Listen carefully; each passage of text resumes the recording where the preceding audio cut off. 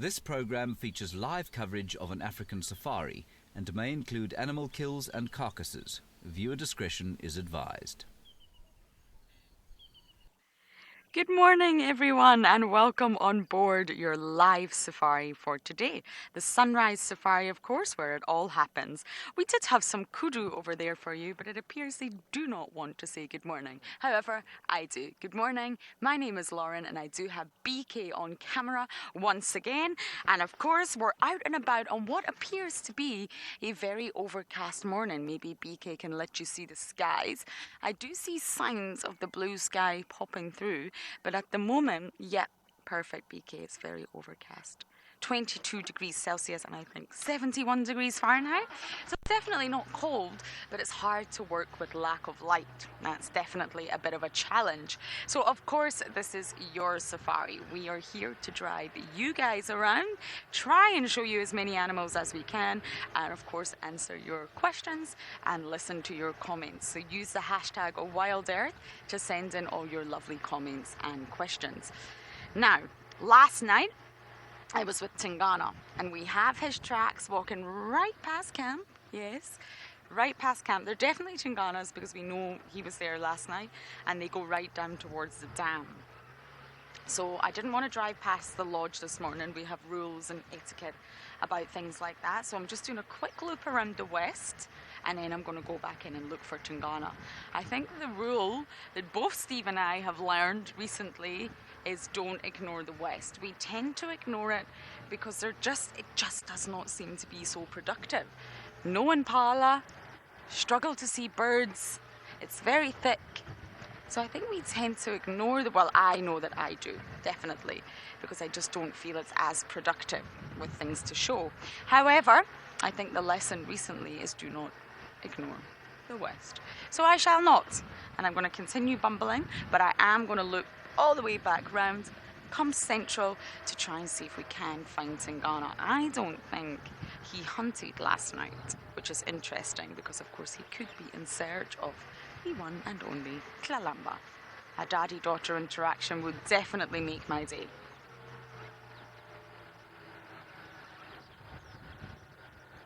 Eric, you're saying you're ready to see some big cats. Ooh, pressure. Me too. It's been a while since we've seen Nkuhumas, and BK and I were just talking about Hukamuri. This, where we are right now, is a four-way, if you like, and I call it Hukamuri's Junction. We always see the hook here, but there is no tracks. But in my opinion, it's always worth checking. So, big cats it is, and it looks like Steve is already out the vehicle tracking, so let's go across to him to say good morning. Good morning, everybody. Welcome to the wilderness. Welcome to Djuma Private Game Reserve in the Sabi Sands. Just having a little look around at this little muddy wallow here, if there's any fresh activity. I still believe that lioness is denning somewhere around this area. My plan, I'd really like to find where she's gone. It's been a few days since we saw her, so we're going to be the first ones down the river, first ones up Twin Dams, hopefully. Oh, by the way, my name is Steve. I'm joined by Davy on camera. We're very excited to have you with us. Yes, as Lauren said, those tracks of Tingana came straight past camp. Very, very fresh. I'm pretty sure she wants to follow up on him, so I'm going to see if we can find this lioness. Are you happy with that? Very good. Well, this is still very dark, so I'm just using my light for the tracks because it's not very easy to see them at the moment.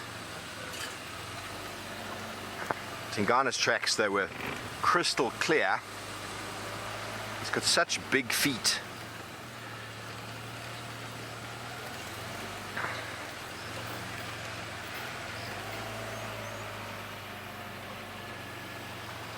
Elaine, what is a lion, Elaine?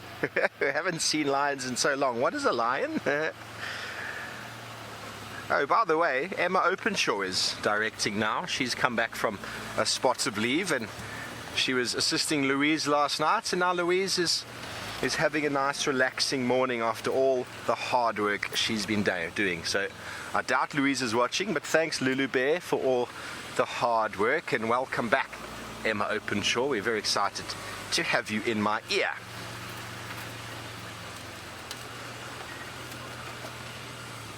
Okay, so the reason I'm driving so slowly and just checking is because a single lioness crossing the path here could be very, very tricky to see if you go too quickly. And if you miss it and drive over it, well, it's done for. So she went south. I'm going to go check there now. I just want to check this access road over to Batalea, see if anybody crossed. Going to need low range because it's dead.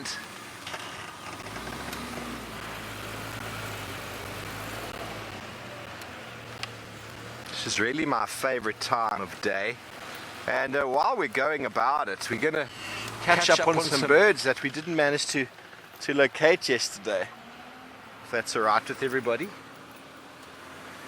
Oh.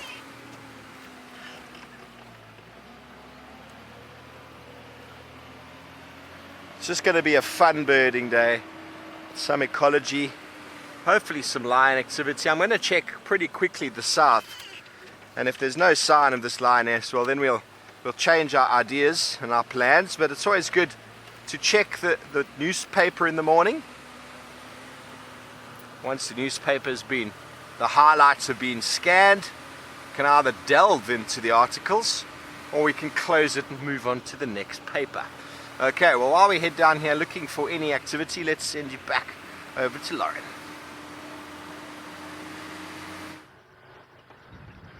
Good luck, Steve. Good luck in your tracking.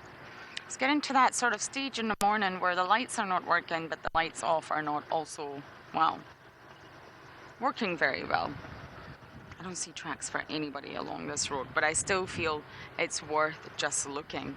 On the recent, I think in the space of the last maybe 10 days, possibly 2 weeks, we've had Shadulu multiple times, we've had Sazeka, we've had the lions come in and cross out through the west, and we have also yet to see Hukamuri.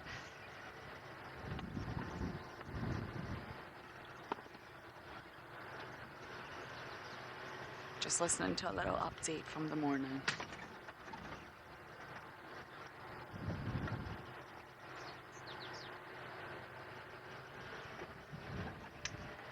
Everybody's just saying good morning, getting updates on the day. Where to start, who's going to go where.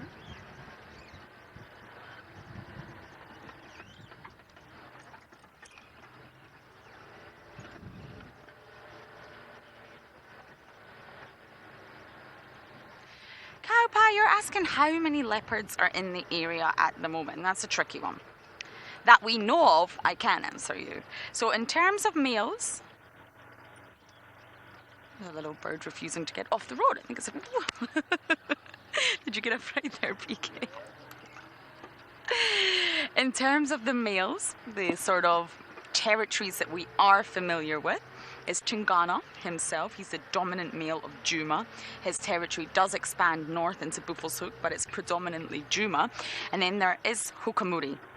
And Hukamuri's territory is huge. It's much bigger than Tingana's, and it expands far west. It covers a lot of properties west. We're going to look at this impala. We have a bit of a roadblock. So Hukamuri's territory goes west, but it does come into Juma, but just on the western side, so we really don't see him that often. He's got to patrol, he's got to be mobile, and unfortunately he doesn't come into Juma too often.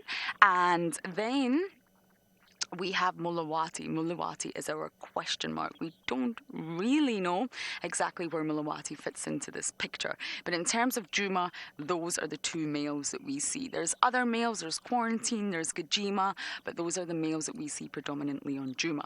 Now, I will come back to your question. I am going to answer it regarding the females, but I think for now, we shall send you over to Steve, as I am not able to go any further, for a little update to see how he is getting on with his tracking. Okay, good, very good. We found track of that one lioness. She's She's been going this way. Last time I had her tracks, there's a track there going that way, and now her track comes directly across the road here and over this little bump here towards Mamba. So I've had a feeling the last couple of days. See, I don't know if you can see that. Can you see that? Only just.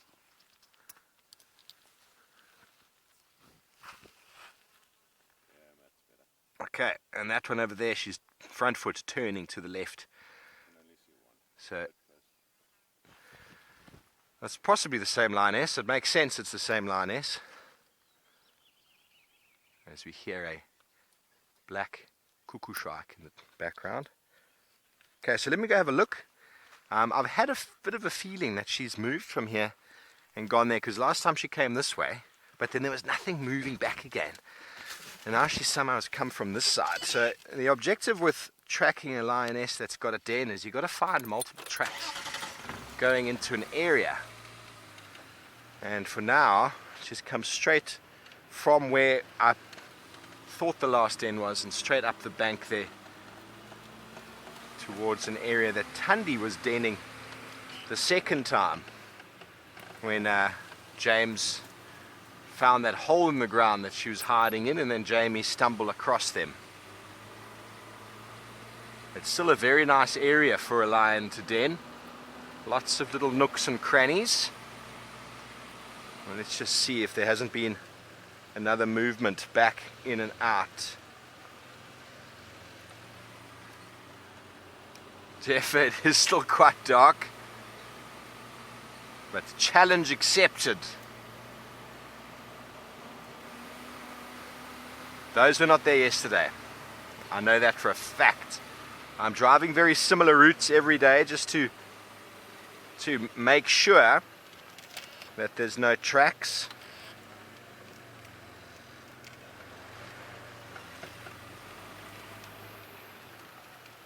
Okay, but now did she walk straight down the riverbed? Or did she go, little game path over there takes us to Mamba Loop.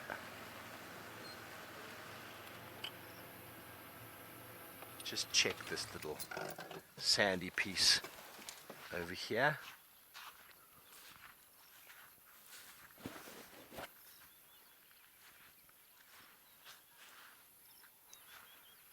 Quite easy to see the tracks in the sand like this. It's not easy to age freshness in the sand because the edges don't really change too much, but if you're checking something regularly, then you kind of know whether you've been there or not, or whether it's been there before.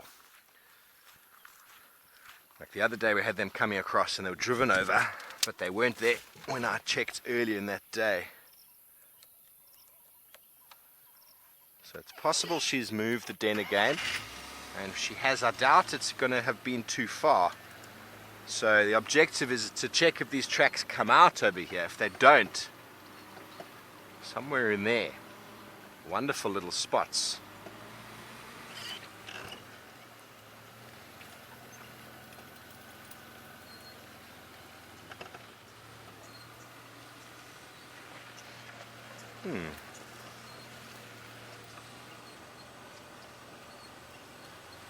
Okay, good. Well, we're going to keep checking here, see where these tracks head to. In the meantime, back over to Lauren, who's trying to catch up with Tingana.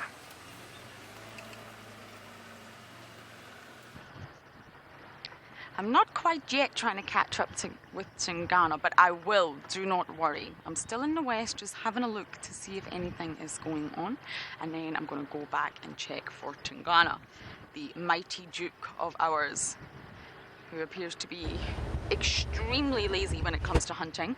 As we pulled out last night from the sighting, he was just flat as a cat, and the impala were behind him. The two female impala were actually behind him the whole time, and he was just being very lazy. He obviously was not that hungry, to be fair to him, but yes, lazy I shall call it. So to go back to my question, apologies about that, those are the dominant males on Juma, but you've got to remember, as you sort of expand outwards from the property, you'll start to encounter different males. So when it comes to female, the density of female leopards is a lot higher. There's a lot of females around, a lot. But the ones we predominantly see on Juma are Tandy, the queen, Tlalamba, and those are the two main ones. However, you start to feel or find that the other female leopards that start to border Juma push in. And that's where you find Sabui, Shadulu, Luna,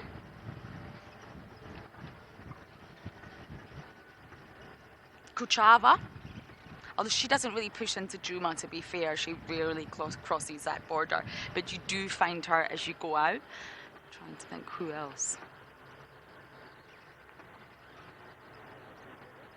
I think that's it at the moment. What are you saying, BK? No, Sazeka's just a random encounter at the moment, I'm afraid. We cannot put any sort of confirmation on that, but those are the females. And of course, as you start to spread north, south, east, west, you will encounter more and more females. But the territories map, I need to update that. I haven't received anything from Panthera yet, but as soon as I do, I'll make a brand new map to show you all. And maybe we can start to figure out more about Sazeka, and we can also start to see the sort of updated movements of the leopards and the leopardesses. So those are the core ones that we see a lot. Ikanyeni, we also don't really see her too much, but she is bordering Juma. So we have lovely little maps, and I promise to make you new ones soon that you can really visually see where everyone goes. Lynn, you're asking about males on Chitswa. Very good question. I can show you the map if you want, if you would like that. I'll bring it back up, it's on my phone. And there does seem to be a sort of vacant spot of males on Chitswa. There does. You can visually see it. Once you look at the map, say, oh, there's a gap. Now, I can only assume Tingana has been seen on Chitwa, but he rarely goes that far south now. He rarely sort of stays up north, but he has been seen on Chitwa, of course. And I think it's due to the fact that resource availability. Leopards set up their territory for food, number one. Water, of course, which in summer is readily available everywhere, but normally a leopard's territory will include a sort of permanent, stable water point, meaning one of the pumped pans, and females. But the number one thing for a leopard's territory is resource availability, pre-food. So I just wonder whether Chitswa just does not... I don't know, because from what we all know about Chitswa, there's lots of antelope around, there's lots of prey around, there's lots of everything around Chitswa, and of course there's a huge water body. But for some reason we do not see male leopards there. There are females also, and in the map, in the Panthera map, you can also see that the leopards don't touch Chitswa. It's very interesting. I'm really not sure why. Those are the sort of three reasons a male will set up his territory. So why there's not one on Chitswa, I really don't know, but it's a great question. It really is. I have seen Tingana at Chitwa Dam eating fish. One of my best sightings with Tristan. I was on the back, but it was just amazing to witness.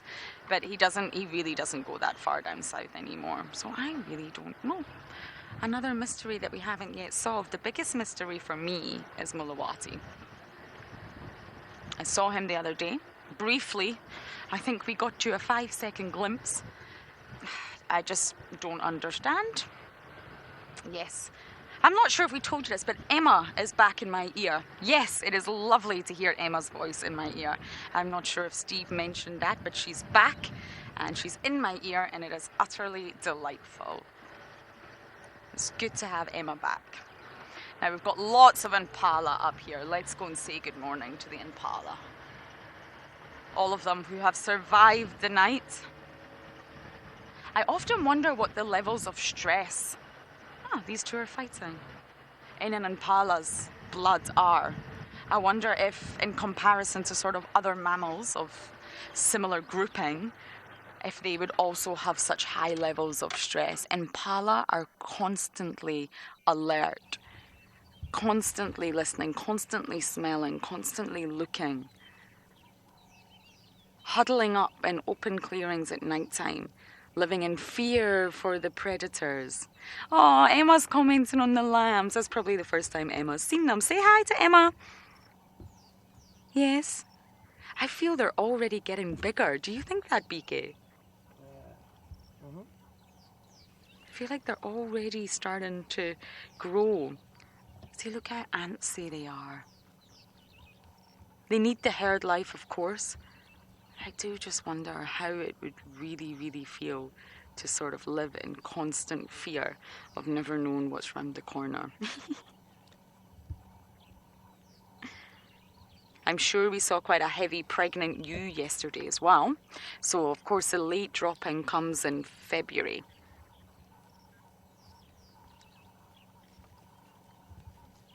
That's next month. We may start to see new little lambs again, and then we really will be able to see the size comparison between these lambs and the other lambs. There'll be about a 3-4 month difference. Oh.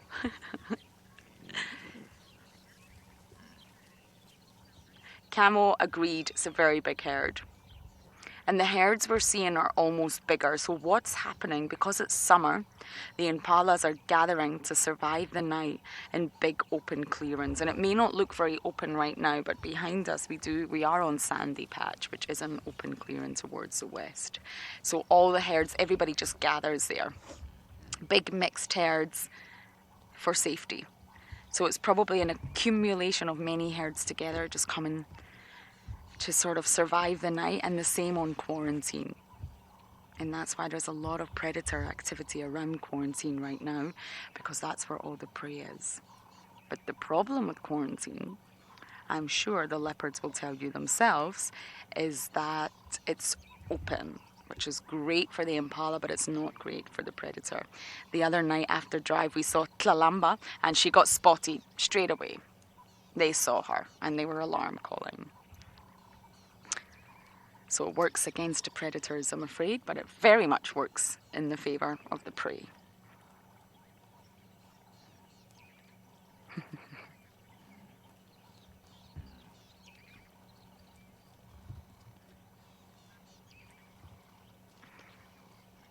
Okay, Harper, if you can just repeat that question, Emma. Sorry, I've been too engrossed in watching these cute little lambs.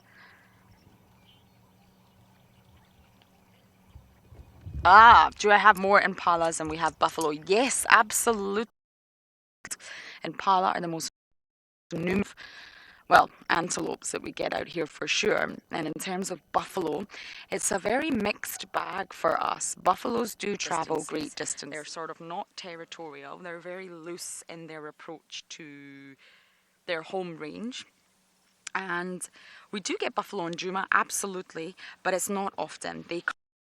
They're highly gregarious, but they're really not territorial. So they do sort of travel in mixed herds, and they're very, very water dependent. So they will sort of follow water, if you like. They need to drink daily. They need to drink regularly. So because Juma's quite small, it's a very small property. It's really not large. Buffaloes sort of travel in and out. They cross in and they cross out. So we don't see buffalo on a regular basis, whereas we see impala every single day. And I'm not complaining. I absolutely love impalas. So it looks like my west mission was not fruitful today, but never mind. I'm going to head back in central and start our search for the Duke. And while I do that, we're going to send you guys back across to Steve. Thanks, Lauren. Well, we followed the tracks in. They don't come out. They don't come out on the road, and they get a little bit confused in there. I'm not going to walk though. We're just going to drive in and see if we can find her. She might just be underneath one of these bushes. It's not very far from where she was previously denning, so it makes sense that she might just be held up here somewhere.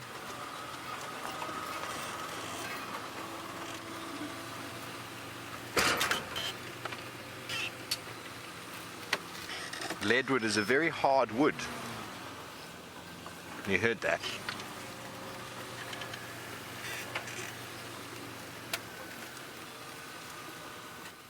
Very hard wood. Not as hard as steel though, but it's hard. It's dense. Okay, this is the ideal sort of spot. This is kind of how she denned the last time. What is that? It's just a bit of shell. Obviously, if she's here, we would see her. It's very unlikely we will find the cubs again on their own, but it is possible. It is possible. Let's just have one little look in here. Tracks came up just over there from the drainage, and seemingly nothing has come out.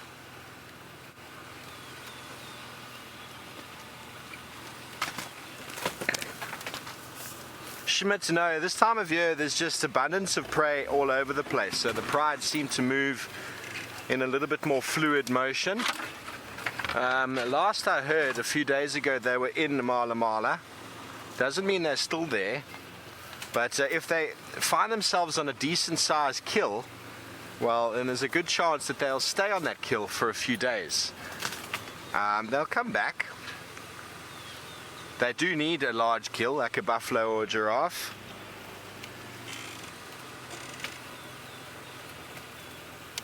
But they certainly haven't moved their territory. They've gone down there before, a few times. Lions, the territories of lions and leopards are a lot more fluid than we think. Now this is such a nice spot here, isn't it, Darby? Such an awesome little spot in here for a little cub. Let's just have a little listen. Obviously without seeing Mama, it would be very hard to find the little ones.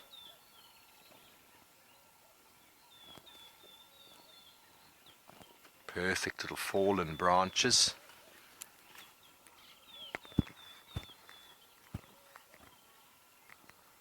Going to scan underneath that. When we found the cubs at first time, we tracked her straight to the den, and now when I was tracking, now the tracks kind of went up this pathway but then kind of disappeared, and they could have gone into this little thicket. It was a little bit hard on the ground. I feel like she's in this area. I'll just go around on the other side.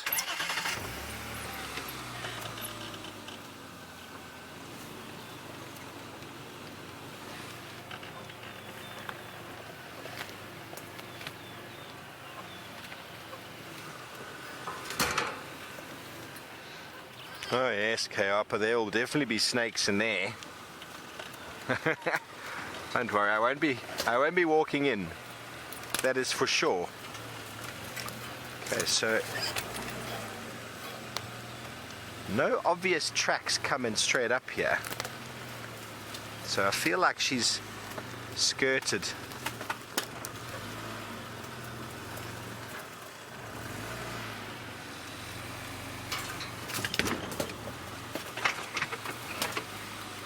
Haven't checked through here yet. Let's just have a little look.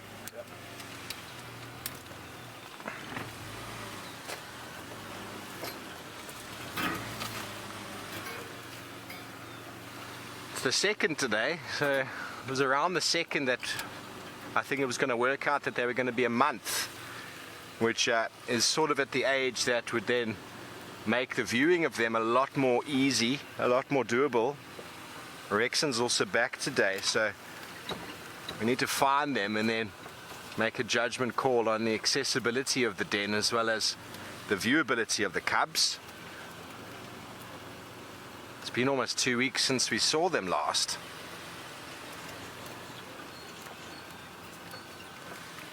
Seemingly nothing coming out, but that's okay. We spent about 3 days last time ascertaining the whereabouts of the tracks going in and out, and then we found the den. Oh, there we go. There's a track going straight across here. How did I miss that? How did I miss that? Okay, let's just follow slightly a bit more. straight across here. There's a little pan over here, isn't there? So this is a road called Mamba Loop, just over here, and Tundi's second den was just down in the little drainage there, a little sort of hole in the ground that James watched for like an hour as Tundi slept inside, it seems.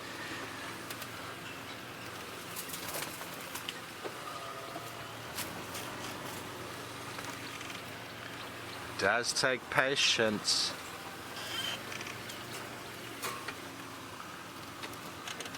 Marcy, I have no idea what you're talking about.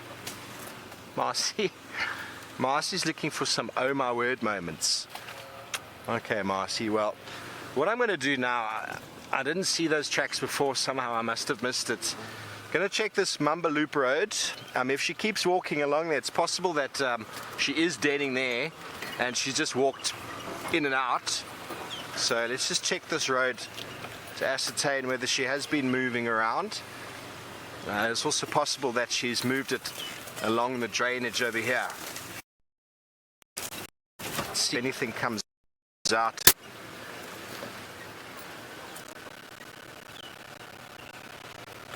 It's a lot lighter now. Now we can see the ground without a spotlight.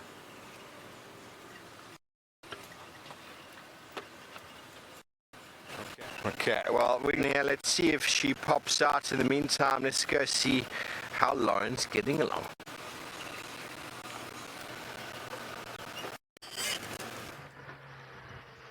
Apparently, of course, a leopard was on the dam cam. I didn't get an ID, but I can only assume it was Tinganana. Now, I'm on the road that apparently he was headed to. Don't have any tracks, of course. I think he was walking. Well, I'm presuming it was Tingana. Ah! Chris Rogue, sorry. You confirmed Tingana. Thank you. Okay, so now that I know it is Tingana, heading towards Galago. Now, if he's crossed up here, then we're in trouble. If anyone has any clear directions where he may have went, do let us know. And Vubu is a very, very big road, and of course Tingana loves to just hide off in the thickets here. So I haven't seen the jam cam. I just know that he was here. Of course he was here. Jackson's behind me as well, coming to help on this mission.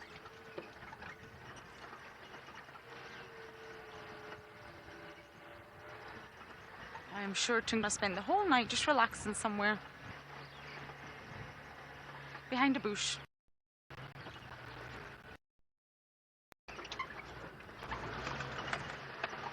I really hope these roads get fixed soon. Our bodies are struggling. Okay, Tingana. Let me just pull over and have a little look.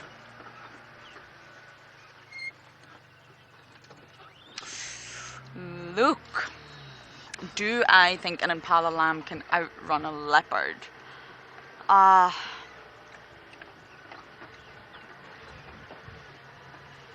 Sorry, I just see a diker over there, or a steenbok, I'm not sure which, looking quite relaxed. Would not be relaxed if Tingana was around. Look, possibly yes, I've seen it. I've seen it happen. So I think I went into quite great detail about this yesterday, that leopards have got to get it right. So they can reach top speeds, they can accelerate and get very, very fast, but not for long. They can't sustain it. So for a leopard, it's all about precision. It's all about judging things accurately. And that's why, especially with Hosanna, we used to watch him calculate everything and then, of course, maybe decide to not go for it. He'd be looking at the impala, he'd be ready, and then he would suddenly decide no. And it's probably because in his leopard way of thinking, he knew it wasn't worth it. He wasn't going to get there. He was going to miss. And therefore, he didn't take that chance. So it's all about judging. So of course, it would depend on the situation, but I think an impala lamb possibly could, if it really wanted to reach top speeds and zigzag to throw the predator off, I think it maybe could outrun a leopard. Possibly.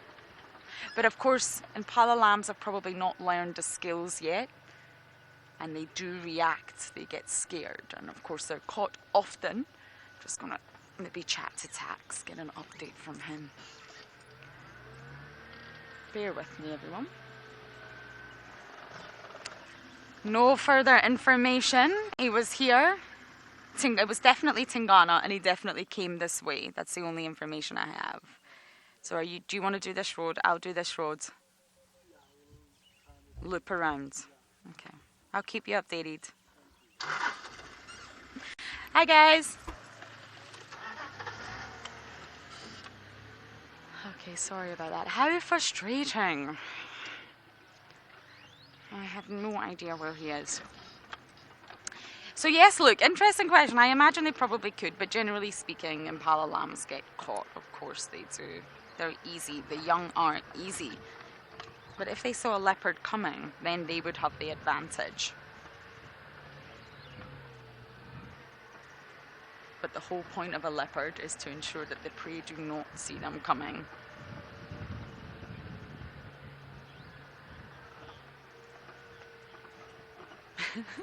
That's all you're saying. The impala lamb definitely could escape if the leopard ran like you. Are you not a good runner? Me neither. I jog every day, but I'm the slowest out of everybody, I think. I'm always last. Everybody runs up ahead of me. I find running quite painful. Oh, I have this sinking feeling that there's too much of a gap between us and Tingana now. If he's highly mobile, it's going to be tricky to pinpoint him. At least Tax is on it as well. 2 vehicles is better than 1.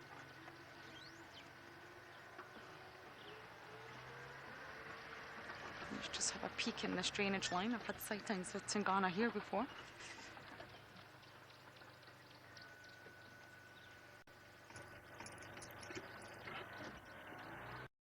Oh, Tingy, where are you?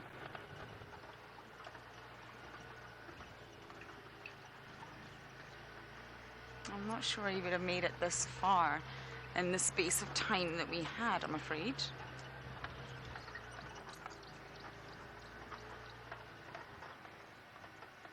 But you never know.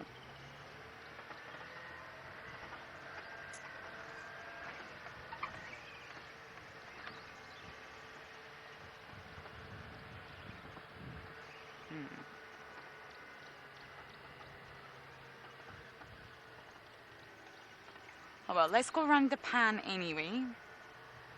You never know what's going to happen at Gallagher Pan. It's been very, very quiet here recently, but often Gallagher Pan will deliver. Okay. So I'm going to keep searching for my Duke. Fingers crossed we find him. But for now, let's go back across to Steve for an update on his search. Okay, well, the tracks of the lioness headed along here, but have seemingly vanished. So I'm not quite sure where she's gotten to. That's okay. Just got to drive along here, see if I can get anything fresh. And we'll come back again into the middle.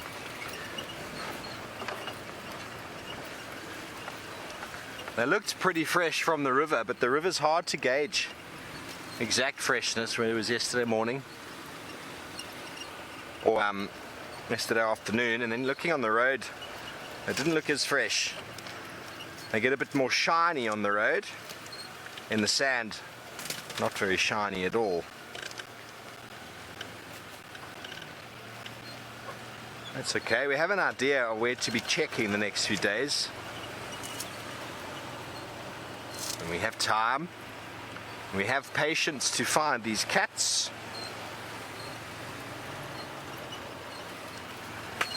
And when we do find it, will be so much more worth it.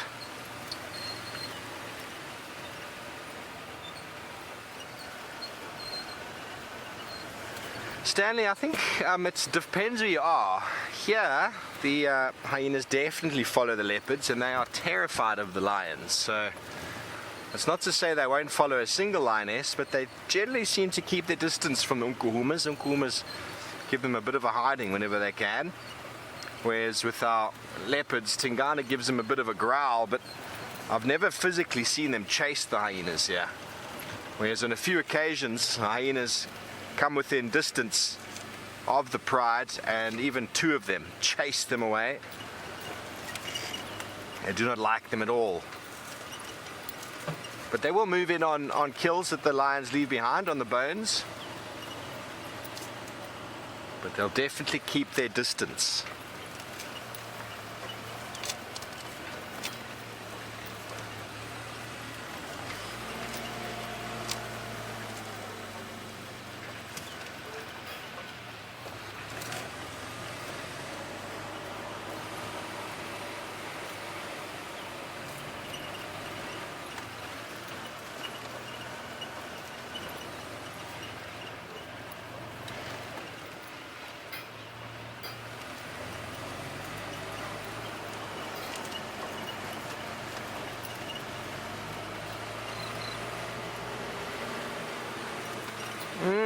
Marsha, it's lovely and green.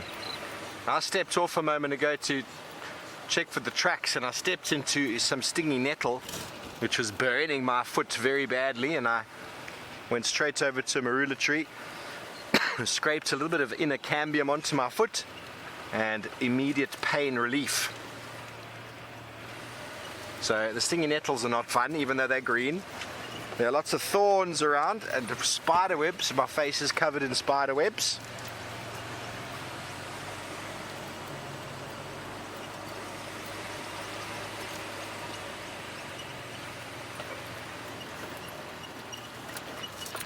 No, I'm sure there are other things, Emma. I don't mind spider webs. It means, you know, you're the first one to go in that area in the morning. When the golden orbs come out, it becomes a bit more of a different story. The thickness of their web is very sticky. But I don't mind spider webs.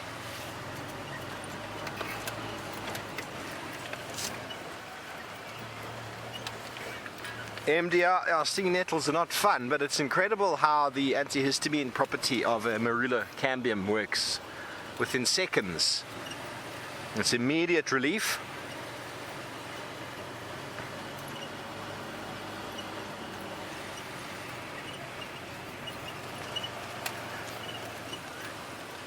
We've got a Lavalence or Jacobin cuckoo calling here. Let's see if we can catch him.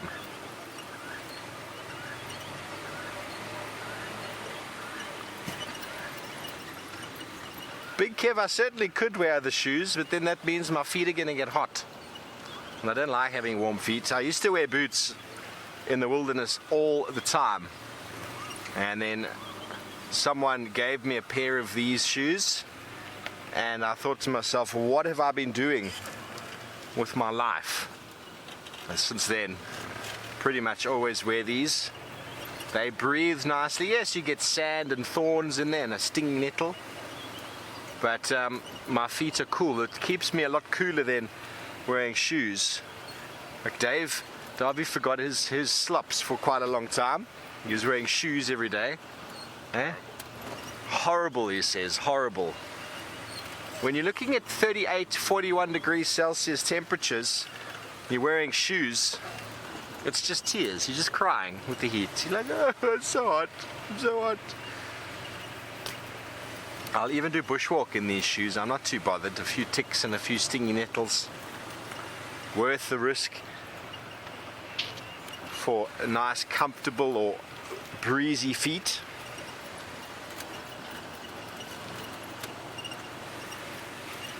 Okay, very good. Well, we're going to keep going over here. No signs so far, but let's keep searching. Let's go to Laura and see how she's getting on looking for Tingana.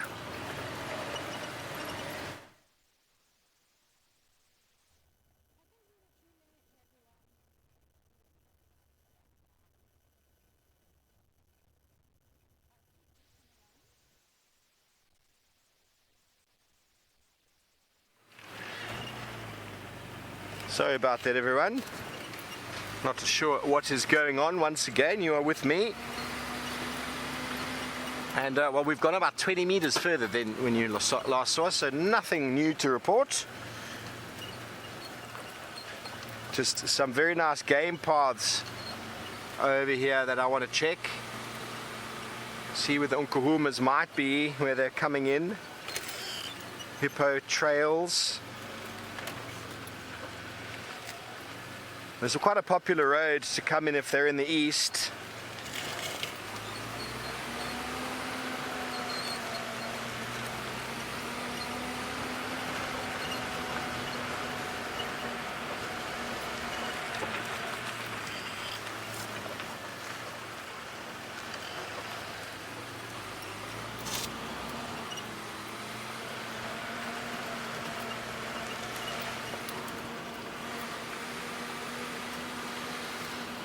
James, I thought they would have started already, the golden orbs. There's no European rollers, there's no white storks, there's no yellow-billed storks. There's no golden orb web spiders. I think we need another rainfall event. And then it's all going to kick off. Aren't that many grasshoppers around. Spiders are increasing, we're getting lots of them around, but no golden orbs. Yet. I haven't seen one. They were late last year as well. I think the drought affected. I think the drought affected their recruitment last year, and they slowed down. But they did come through. Let me just talk to Rex. Rex.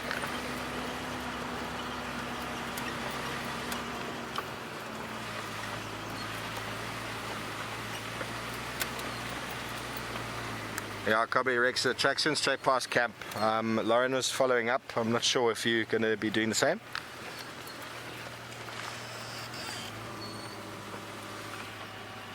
I'm not sure. I just saw them go straight past the voyeur sign towards sort of Yuri's house. I didn't follow up myself.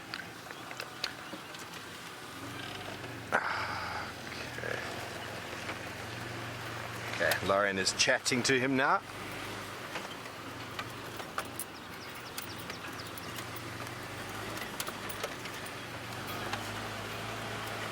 So Rexon is back. He's going to go give Lauren a hand with those tracks.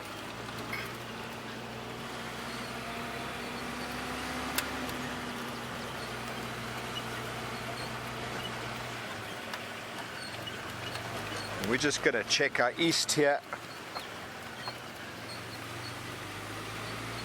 Shadow, I'll always do reptiles if I can find them. We actually found a red-lipped herald snake yesterday on the road that had been hit by a car, which was quite sad. The first snake I've seen in a week.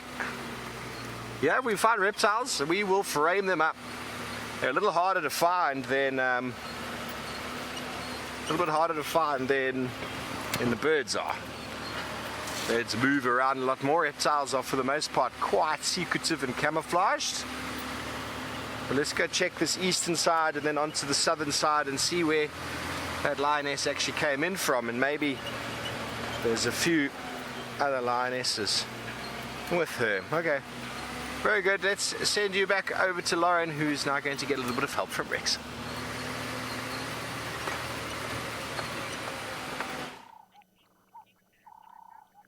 Butterfly of the day. Unfortunately not a new species for us. For those of you who are following my species list, I believe it's another window acria. And again, this just goes to my point that this particular species seems to be in vast high numbers compared to any other species we have out here. It's gorgeous, but it definitely does appear to be the one that we see the most on a daily basis.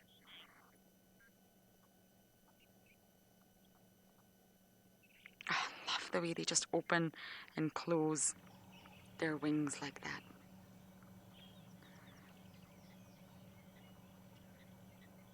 I wonder why, it interests me why this species, or this particular species, is the most numerous here. There's lots of different acrias. Acrias is sort of a group of butterflies. There's a dancing acria, the white-barred acria, the natal, window, broad bordered, but for some reason it's definitely the window that we see the most out here at Juma. Or at least the ones that we notice the most.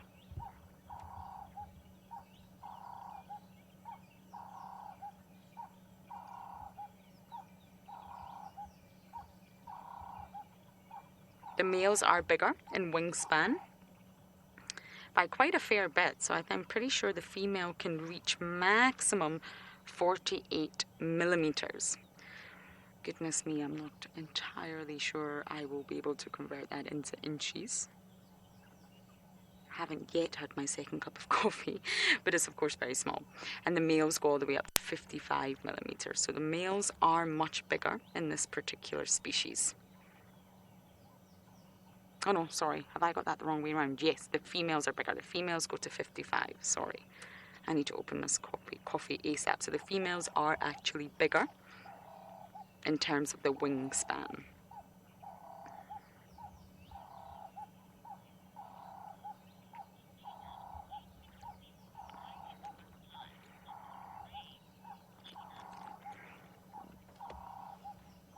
Sorry, Emma, the game drive was just going off at that point. Rixon is helping us look for Tungana one more time. I turned the game drive down.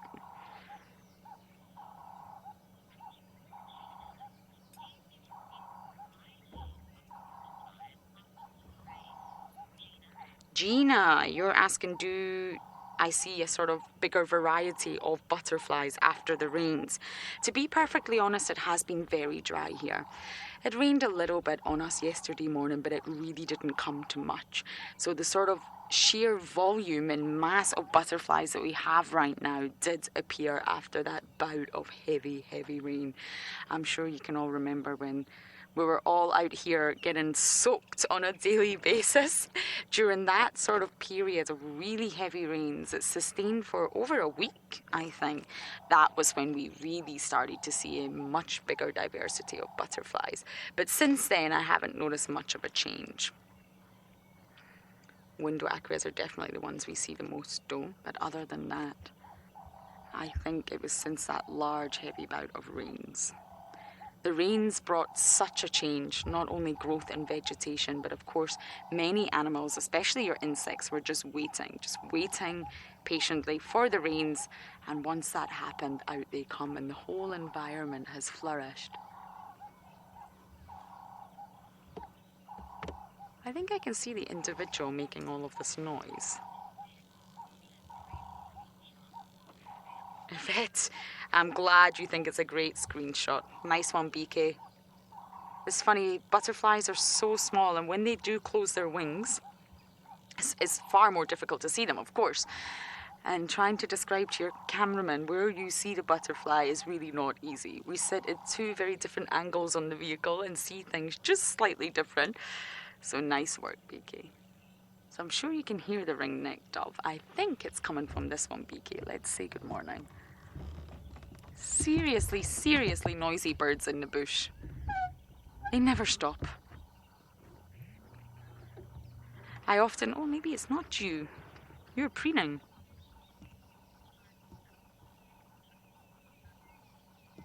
You're having an itch and a scratch. I often feel the Cape Turtle dove cuckoo, cuckoo, cuckoo, cuckoo, literally overrides everything. No matter what bird call you're trying to home in on and listen to, the Cape Turtle dove is just so loud and so repetitive and so constant that it overrides everything else you're trying to listen to. And it does not stop. But what they are trying to do, they do spend, doves in general actually spend most of their time in pair bonds, to be honest. And they declare shared territory through calling. So between the male and female of a bond, they're trying to sort of declare, this is our territory. Me and my girlfriend, this is ours. And some people think it sounds like work harder. Work harder, work harder, work harder. But that doesn't really pop into my head so much.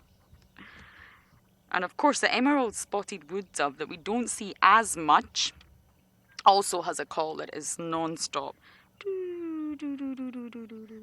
Sort of a descending call, if you like. Do do do do do do. It's a lot softer and not so abrasive on the ears, shall we say. And then there's the chuckles of the laughing dove.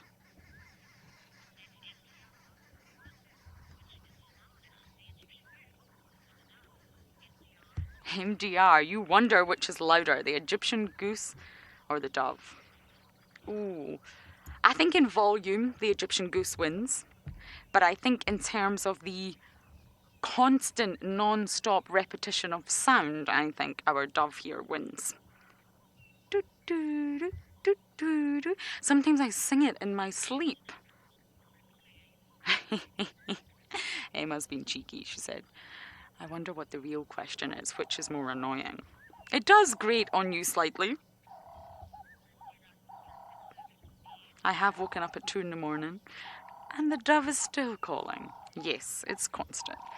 So I do have Rexon on the Tungana mission as well, so I'm going to contribute here, move onwards and see if we actually can locate where on earth the Duke went to. So for now, back across to Steve. Thank you, Lauren. Well, we just decided, seeing as we were right down on the southeast, might as well poke our nose into Chitwa, and we're now on a standby to see a lion. Apparently the young Nkuhuma male is sitting on Chitwa Dam wall. So we're on a standby now to go there. So we're just going to do a little loop around here, and then we go see him and have a look closely at how his mane is or is not developing.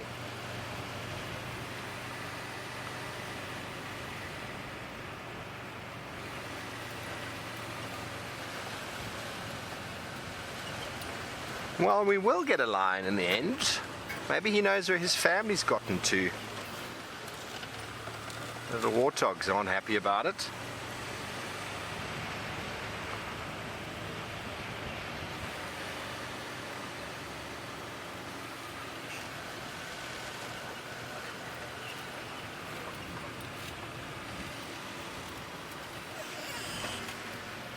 Nirvana girl, woo, you say, huh? About seeing the lion. Let's go to Lauren quickly.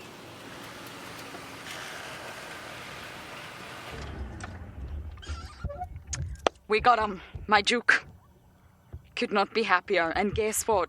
He's covered great distance in such a short period of time. He's actually almost about to cross the northern boundary and break my heart. Oh, I have to call him in, I'm afraid. I'll call him in a moment. No, Tingy, no. Hey, handsome. Please don't cross. Don't cross. We got him. I knew his trajectory, so we came around. Oh, he stopped behind a bush. There we go. Oh, magnificent. His belly's looking empty though. He's hungry. He's very, very hungry. And you see that road up ahead, that lovely sandy road, that is the northern boundary.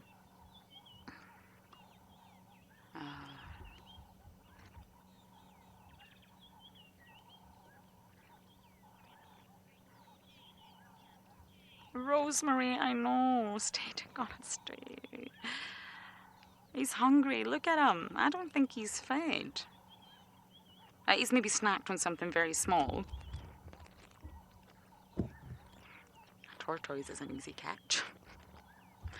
Not much effort required there. But his belly's empty. The skin is sagging. I think he's hungry.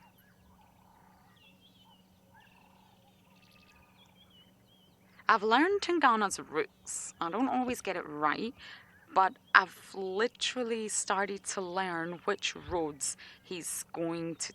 Oh, thank you, my boy, thank you. Okay, Beaks, let's go forward.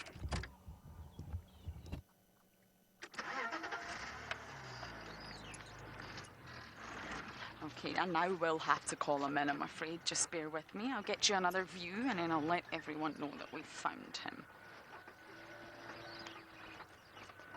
Hi, gorgeous.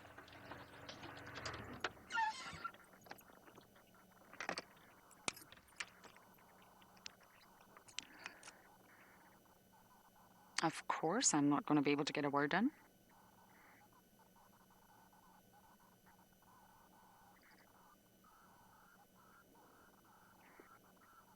What I've learned, like, people like to talk. They're all talking about looking for Tingana.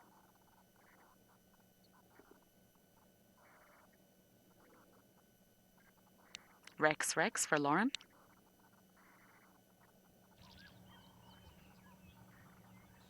That also didn't get through. They're all talking about finding you, boy, and I have you. Rex for Lauren. I've got him. I've located Tingana. He's right on Bufusu cut line, just close to the Mvubu junction. If you come along the northern boundary, he's lying at the side of the road.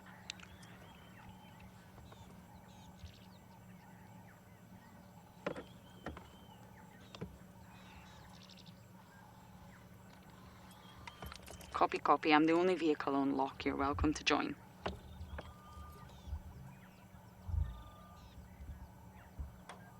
Okay, job done. You can now turn the volume down.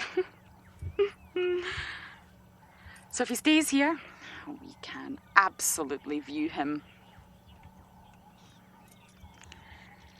Dragon Lady? I also think so. He wants to spend more time with me. No other leopard looks me in the eye the way Tingy does. I really, really adore spending time with them. I adore this leopard.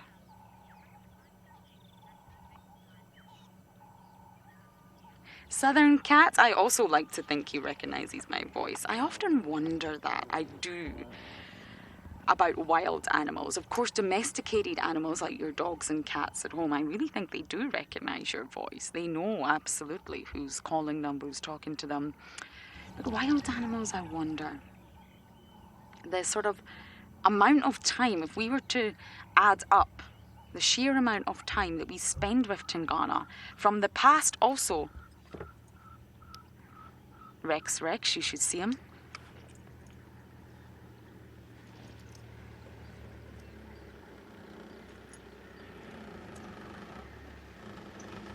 Okay, Rex has taken over this.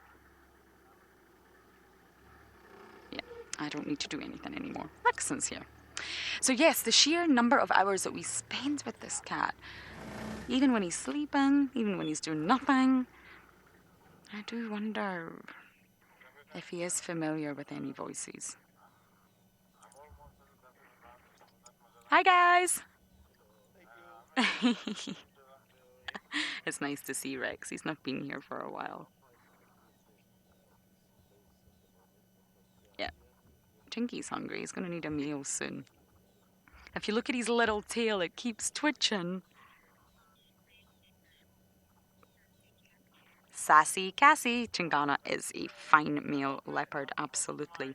And to be honest, a lot of people that come to the sort of northern Sabi Sands or even Juma or neighbouring properties, they all know about Tingana. He's actually quite famous. He's got quite the reputation. Definitely not shy, as his name would have you think.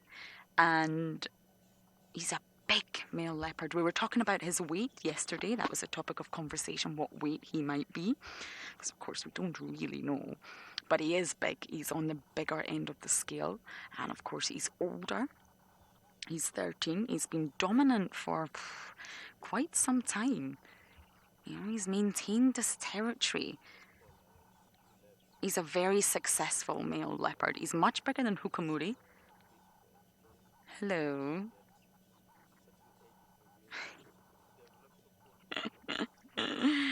Hukamuri's also strong, but Tingana's bigger for sure, absolutely. And his territory has reduced in size, to be honest. Tingana's territory did used to be bigger. But, you know, that's okay. He's older and it's still large. It's not as big as Hukamuri's, but it is absolutely still large. He's produced some fine offspring. Tamba, Tlalamba, Hosanna. Fern, you think he knows his name? Tingana!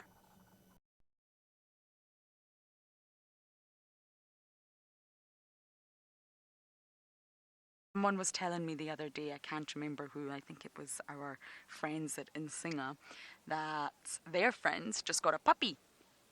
I don't know which dog it was, but they called it Tingana, which is very sweet. They all watched safariLIVE and the kids wanted to call the puppy Tingana. It is adorable, and I also think that I might call my puppy whenever I get my puppy Tingana. I'm desperate for a puppy.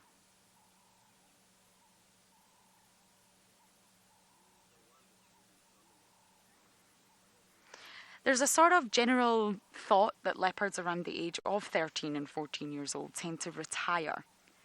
So they tend to sort of be a little bit more lax in territorial patrol, and they start to sort of be less of a male leopard, if you like, take life a little bit easier and, well, steal.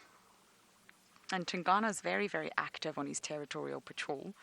But of course we do see him stealing, and we tease him. We all tease him because he steals a lot from Tlalamba. Because it's his daughter and he knows her. He doesn't want to hurt her. They have quite a tender relationship between the two of them. And I do wonder whether Tingana will sort of start to retire. I hope he doesn't, of course, but he is 13, remember. And if he does start to go a little bit relaxed on his territorial patrol and maybe just live a little more chilled life, shall we say, I do wonder what will happen with the male dynamics. I do wonder if Hukumuri will push that a little bit sort of further in again, which he's done before, or whether Hukumuri is far more occupied with the West. And I also wonder if another male leopard will come in. We do have the question mark of Mulawati, but we have seen other males come by here. Dispersal males, which Tingana was one day, actually need to sort of go and look for new territory. They have to sort of go explore and find areas that are vacant. So of course, if any male who has dispersed comes here, then if Tingana relaxes, which is not happening anytime soon, they may decide to set up shop here because the space is available for the taking. I don't imagine Djuma pushing any further down south. I don't think quarantine would push further in, but you never know. If Tingana was to give up his space, it absolutely leaves room for another male to come in. So I think 2020 is going to be a really interesting year for the leopards in general, especially Tlalamba, of course, but also Tingana.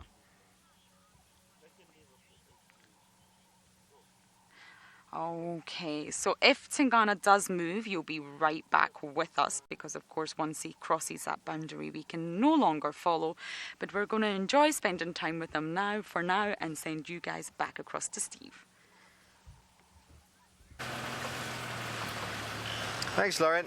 Well, we've had reports of the single lioness crossed in at Baboon Pan around Twin Dam, so that's the tracks I was trying to follow. And now there's another report of a female leopard crossing from Little Gowrie into Juma, and that's very likely Tundi. I had her tracks a little bit yesterday, but obviously once people lost her at the kill, they tried to drive around and find her, and they drove all over them. I saw the tracks yesterday, but couldn't follow. There is a grey hornbill. No, there's not. Got him over there. Well, how did he get from there to there? Okay, everyone, so we're in a standby one for this young Ukuhuma male. It's going to be interesting to see how he's shaved his beard. Will be very interesting to see. I haven't actually physically seen him properly in some time, but he was mistaken for a lioness not so long ago. And it poses the question, like, how does a male lion regress his mane? Is it a condition thing? Is it because he's not dominant in any way? Now, there was a video of him getting into a fight with one of the evokers or Matimbas, I think. But it wasn't really a proper fight. He was being extremely submissive. What do you got?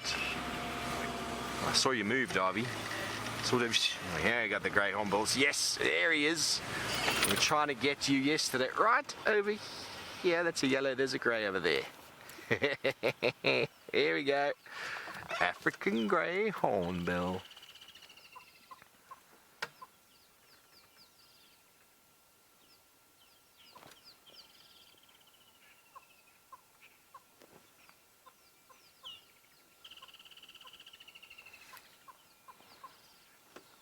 Nice to see. We tried yesterday to get one on camera for you, but we just couldn't. So I'm going to do a little loop around here and slowly start heading back towards Chitwood Dam so that we're not too far away when we get called.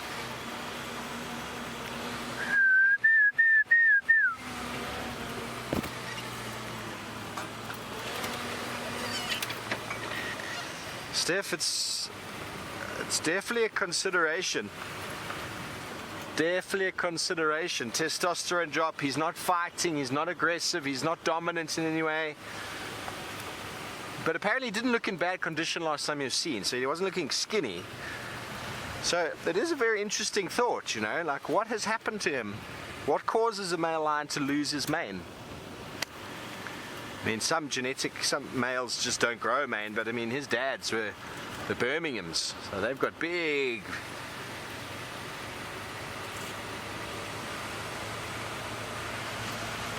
They got big bushy manes. Yeah, hopefully no one makes fun of him. You look like a girl, they're gonna say. He needs to get a coalition and he needs to sort himself out, but I really don't know. I don't know why he's lost his mane. The testosterone idea, the lack of fighting, the lack of dominance, all of that kind of fits, but if anyone out there knows why, let us know. Hashtag WildEarth. Let us know what you think.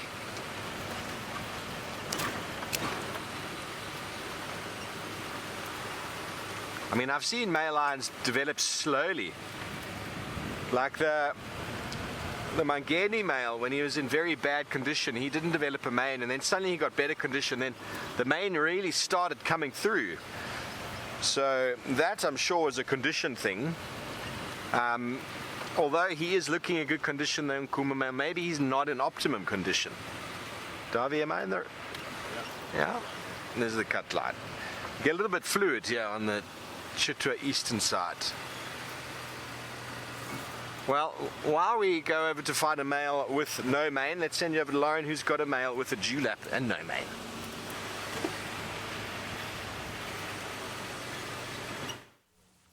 Tingana does have a big dewlap, a fantastic one.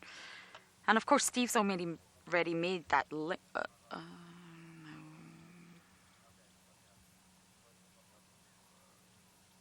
no. Steve has already made that sort of link, but the function of a leopard's dewlap, I get asked that a lot, is the same as a lion's mane. Sexual selection. Okay, there is a vehicle coming up from behind, so I think I'm going to pull out BK.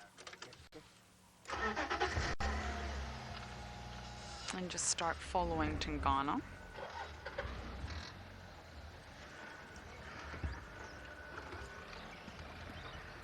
Bear with us.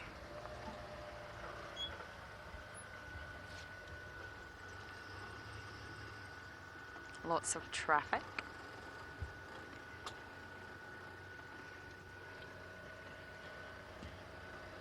Okay, I'm just going to pull up to the side here as well. In here, BK, and then you can follow Tingana's bottom. He's still on the cut line, which is very, very good news for us. You see the long highway, as Americans call it, the highway. I love that. There's so many Americanisms I love. Love that they call autumn fall. I wish British people called it fall. I don't know why they don't call it the fall. Hi there, good morning. Hi. Yes, so the dewlap functions exactly the same as a lion's mane. In terms of sexual selection, look at me. I have this sort of hindrance, almost like the handicapped theory. And hi there, good morning. Everybody's full of beans this morning. You know, I shouldn't really be able to carry all this excess skin. It's heavy, it's a hindrance, or this excess hair. Look at me. I've got this thick black hair from my head down to my knees, but yet I'm big and strong and I can survive out here. So you should choose me because that... Alrighty then. Let's get up ahead. And that's what the handicap theory is all about, or the handicap hypothesis, you know. It's a sort of feature of an animal that you would think, just like the knobbed-billed duck, whatever you want to call that fleshy appendage. I'm really sorry, I can't say it with a straight face. The mane of a lion, the dewlap. They don't assist, they don't have a biological function. So what that does sort of say is, look at me, I can handle this because I'm a big, strong male. All about sexual selection for the ladies. Okay, Tingana, I'm so proud of you, boy. You're sticking on the boundary, which means I can follow you. Okay, Beaks, you happy with this? And Tingana's dewlap is huge. And from the photos I have seen of Hosanna, I must say, his is also looking mighty fine. Look at that twitchy tail. Twitch. Twitch, twitch.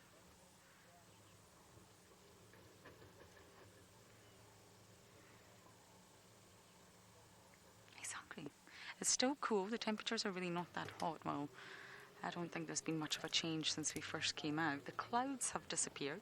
Blue skies are coming through.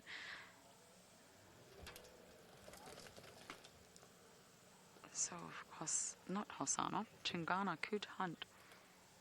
Oh, Emma, you superstar. She said the temperature has increased by 1 degree. I'm guessing Celsius. There you have it. Sometimes on the hot, hot summer days, it can increase. Oh, no.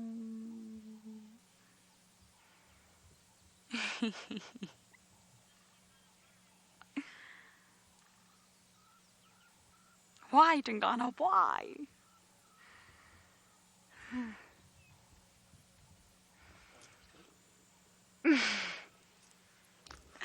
We may get a view of him. Our last view. For those of you who are not sure why I'm upset, well, he's crossed a boundary and we cannot follow. We don't have the traversing rights, so we can't go after him, I'm afraid. Other vehicles can, but we... Oh, there you go, BK. Can you see him? Just walking away along there. And off he goes into Buffelshoek.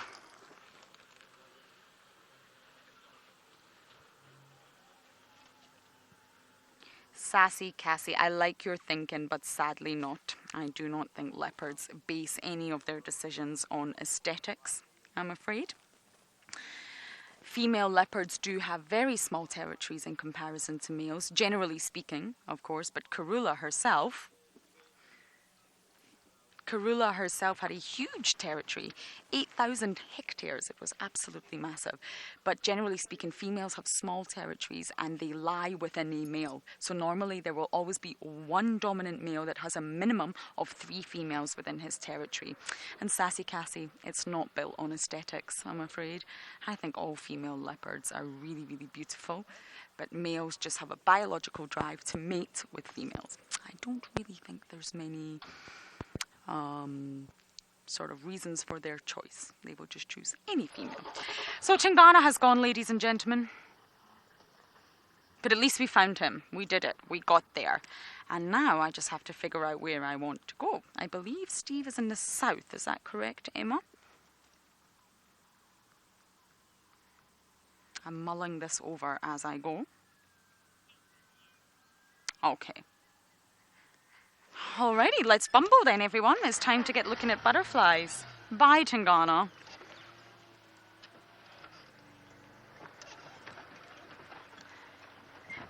Thank you, my love. Thank you for visiting. Okay, I'm going to really search for butterflies now. Forget about Tingana. And you guys are going to go back across to Steve and see how he's getting on.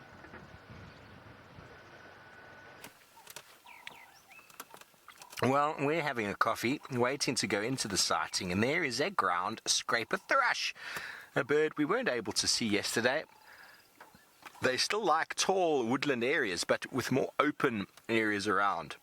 You can see that sort of line through the eye. the streaky chest. If you look very quickly, you can confuse it for a female violet-backed starling, but she doesn't have any of that markings on the face. But you can confuse them sometimes.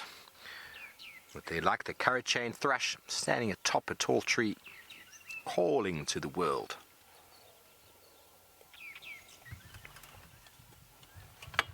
Okay, so we're basically just standing by here. It'll be a few more minutes, I reckon, and then we're heading off to the lion, the young Unkumu male. I don't want to go to the dam. Maybe we could go sit at the dam wall. They're up behind the dam wall. Cindy, after a year and a half, you start getting a bit of fur growing on a male lion's throat, and like here on the back of the head, they get this little mohawk.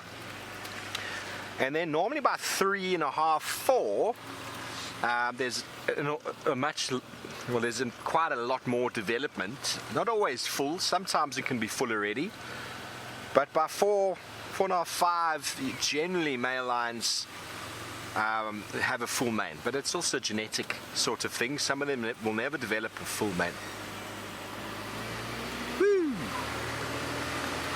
Copy, thanks. Confirm I come over the wall, sort of head up the driveway, and I'm going to take an off-road to the left.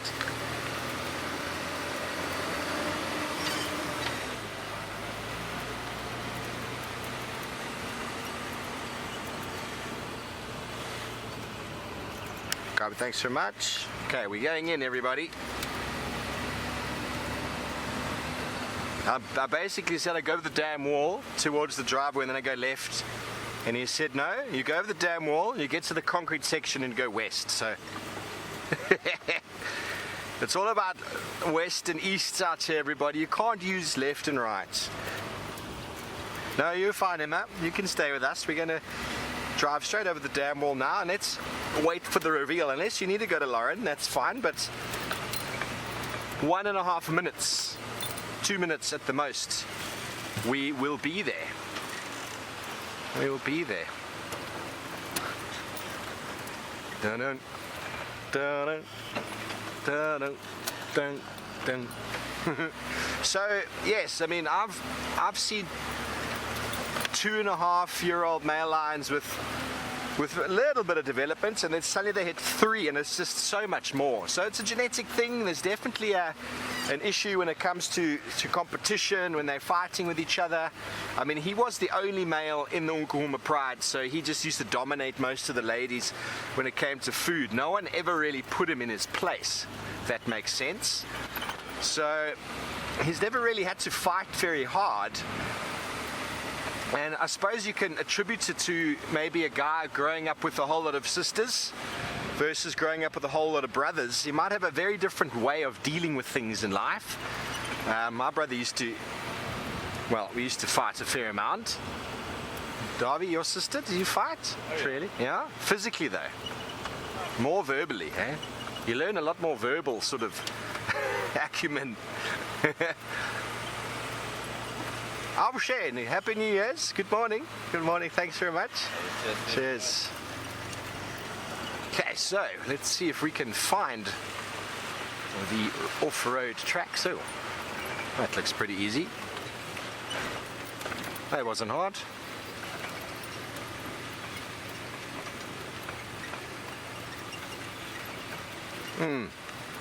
Rybo, that makes a lot of sense. I mean, in an unnatural environment, it's possible that things like that can develop. How? Not too sure. I mean, she might have become very dominant over the other individuals and maybe picked up that sort of element. But it's very hard for me to tell you too much about unnatural areas. You know, I mean, I reckon Amber Eyes she's pretty physical. She's a big female.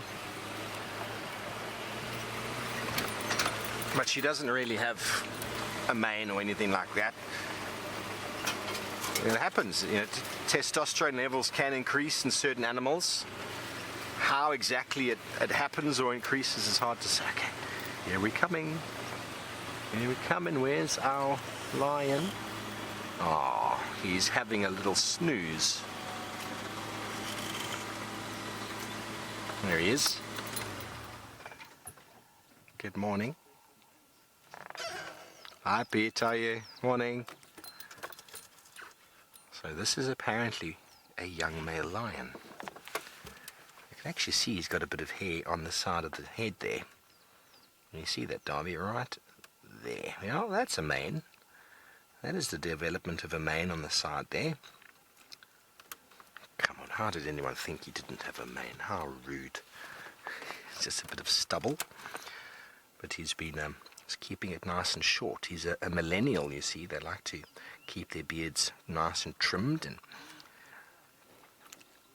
But he's not looking in as good a condition as I was informed. If you look at his back hips there, you can see his hip sticking out, and he's on his own, which is a tricky life for a young male lion. If he encounters any other males, he will get a hiding.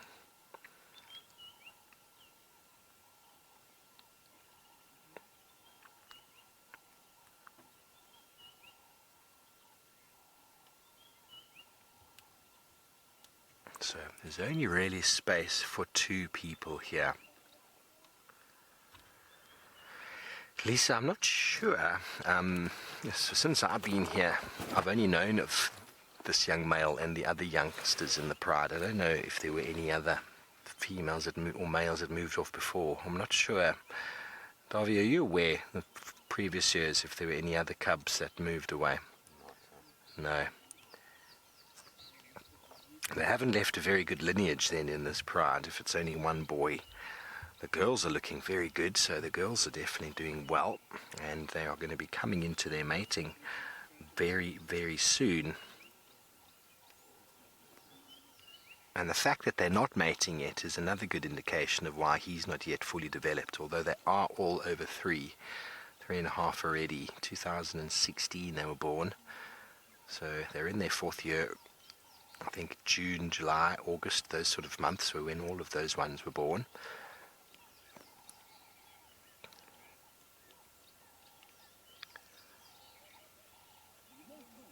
But there's a little bit of a lineup for the sighting, and this is the best view we can get. So we're not going to stay too long. We'd like to see his face, but you know, everybody, it has started to get rather warm.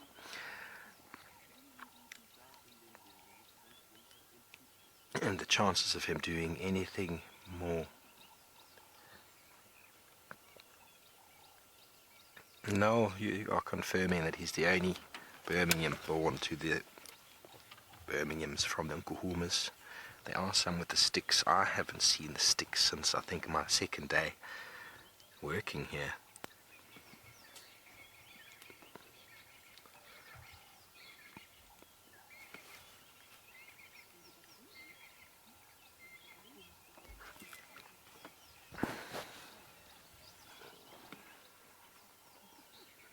Last time I saw the sticks, they were riddled with mange. Makes your skin crawl.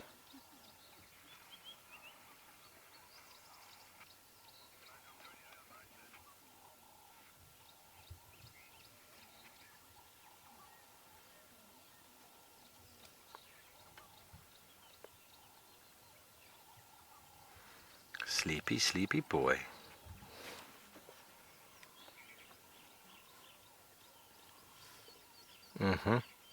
Sable it is. Not only do you see the elephants, buffaloes eating that and enjoying that grass, they also great place for a lion to sleep. Very good place. Okay, well folks, this is not the most enthralling sighting, and there is a bit of a lineup to see him, so we're probably going to finish this segment and then move on out, go back and see about those leopard tracks heading in from Little Gari and see if we can indeed find the Queen Tandi. But it'd be nice if he give us one little facial expression. Okay, well let's send you over to Lauren back on Juma, who seems to be chasing snakes.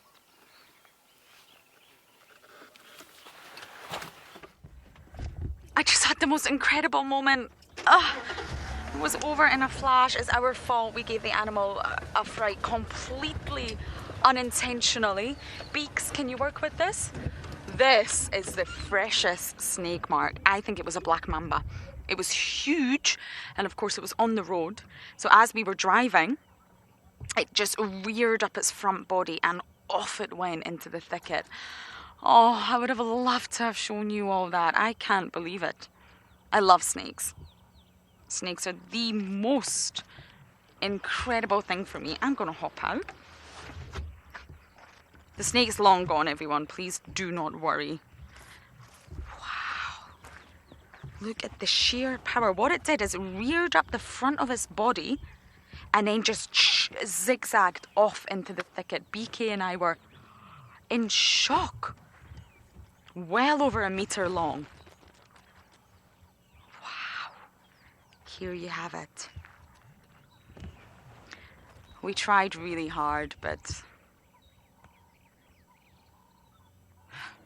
many of you know I really love snakes. I think they're just incredible. I'm going to hop back in the car now. And I'm just a little bit frustrated that we actually managed to miss that. But never mind. Many of you ask, I get asked a lot, do we get snakes here? Do we get snakes here? Oh yes, we do. We just don't see them as often. You know what, let's just drive and peer into the thicket, BK. You never know. Oh, that was cool. You never know. I highly doubt we'll be able to see anything. It was huge. What length would you say that was, BK? Well over a meter. 2? Not 2, maybe 1.5 meters, which is just under 5 feet. Wow. We gave it a fright. We didn't mean.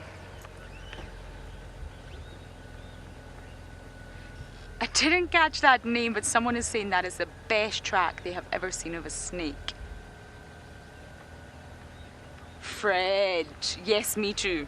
And we know how fresh it is because we just saw it. Incredible. Fred, I totally agree. I'm sure it was a mamba, but I could be wrong because of course it was a fleeting glimpse and we didn't mean to give it a fright. We were just driving and as soon as I saw it, I stopped. But of course the animal was startled.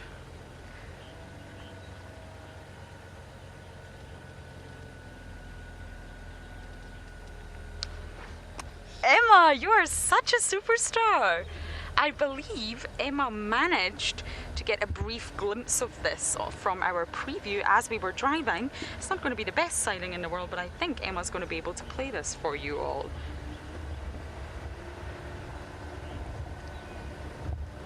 Emma's telling me it's playing. There you have it.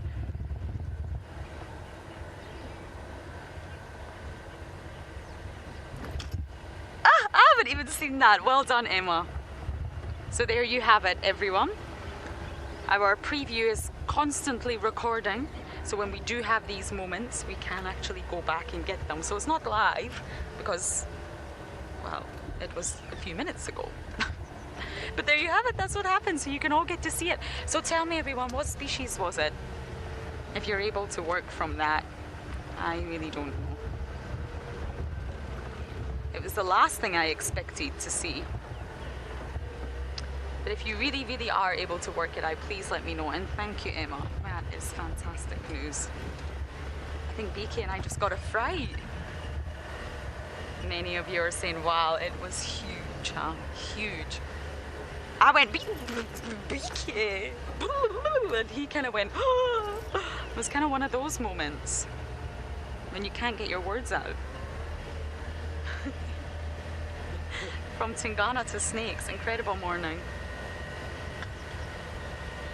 Puma, you're saying black mamba. Okay, I thought so from the fleeting glimpse that I got because I tried to immediately turn the engine off in order not to startle it further. But as you saw from the clip, it was on a mission. Imagine if Tingana was here. He loves a snake, or he loves a python. I'm not sure how he would fare with the black mamba. Ah, what a morning. What else are we going to see?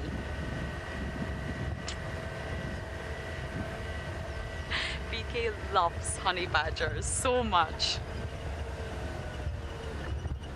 Our beard, I agree with you actually. I think it was pushing 2 meters. I'm not the best sort of judge of distance or size. I lack that ability sometimes. But I agree, I think it was pushing 2 meters, which is actually, well, 6 feet. It was very long, very slim, and it looked like a mamba. We were actually discussing, we had a wonderful conversation yesterday about leopards being attacked by snakes, because it absolutely does happen out here. It's maybe not recorded, but it really does happen. Well, I'm going to try and let my heart rate settle a little bit, drink some more coffee, and you guys are going back across to Steve.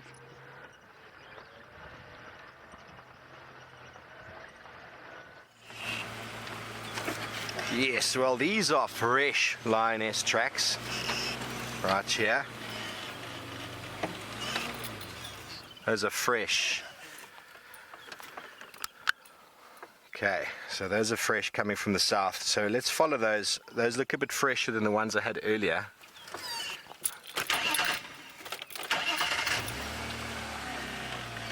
She's walking slowly. You can tell that because she's on top of her front foot. On top of her front foot. So let's see if we can figure out where she's gone to. We followed her out the other day. She walked along the thickets here on the drainage. There we go, still heading. Yeah, Orbs, I've got these tracks of this Mafazi Ingala going straight from Baboon Pan. Oh, I think I can see you.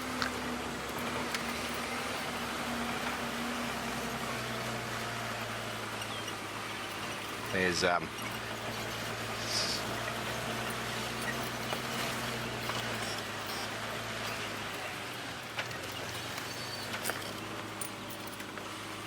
Corbett, I'll go around into the river. Okay, so she came up here the other day and then walked through there. I had a thought initially when we were following her that maybe she's got a new den over here, but then she popped out and went south. So Aubrey's just up over there. He's got a tracker on the front, so if he does see her tracks, he'll let us know. He's busy watching our hard-eared ibis on the nest. Sounds like he's got some birders on his car. There, her tracks going straight that way, so let's go check in the river. Maybe she's walked past Sebwig's place.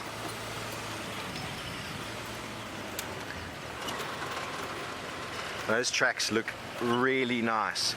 What we call out here mootle. Mootle, mootle.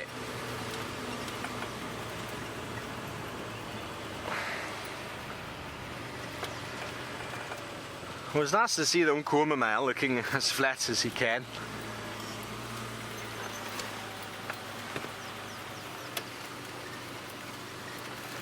Oh, okay.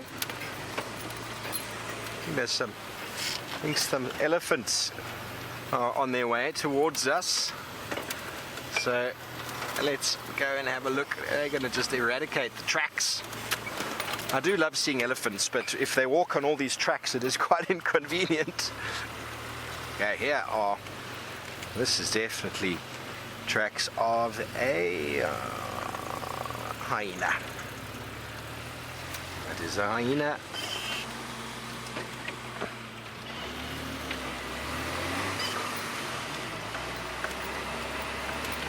Let's see if she comes down. I followed her around the corner the other day. She went up into this little leadwood thicket.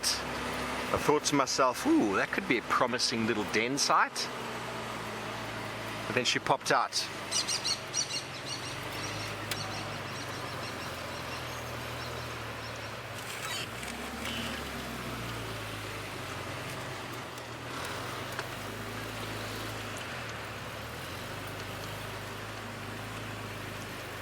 Jennifer, in the beginning it can be daily, couple days, weekly, all depending on the lioness.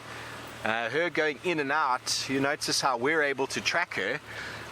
She leaves a trail behind that hyenas will eventually pick up on. So she moves in response to that.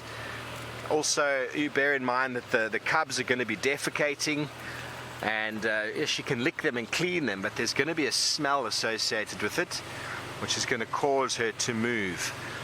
So she went up there the other day, but nothing coming down here. But as they get older, you'll notice with the rest of the pride now, they all seem to be following them around. So that's the sort of standard at the moment. Good morning. Don't poo on my head, Hardy Dar. It's just some elephants up there. Let's just continue to see if we can find where these tracks have gotten to. If they have indeed headed straight towards Sebwig's house. Last time she actually walked straight through this section over here. A little bit of a shortcut. I don't see anything. Yeah, so let's go up there.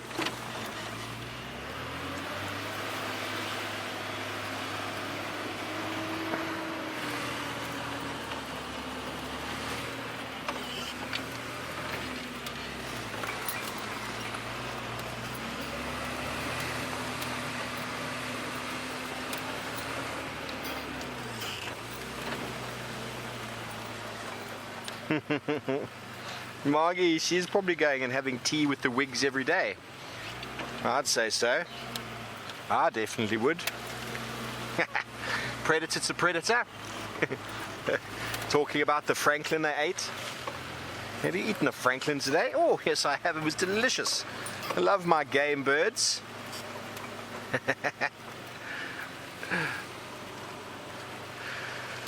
We're just being silly, of course. Madder than a Mad Hatter's Tea Party, Emma. You are definitely back, Emma Openshaw. She's definitely back. If I wasn't sure before, I certainly am now.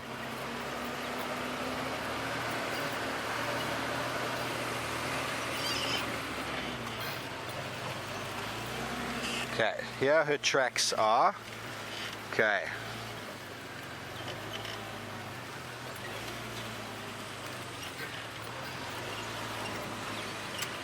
Copy that, Rex. I've just got this Mafazi and Gala tracks heading up Twin Dams away from the dam itself. I'm going to see if I can follow them.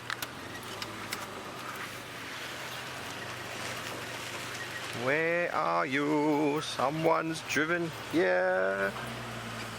Yeah, they're still here. Come on, lioness. I was trying to find you this morning. Trying to find you this morning. Oh.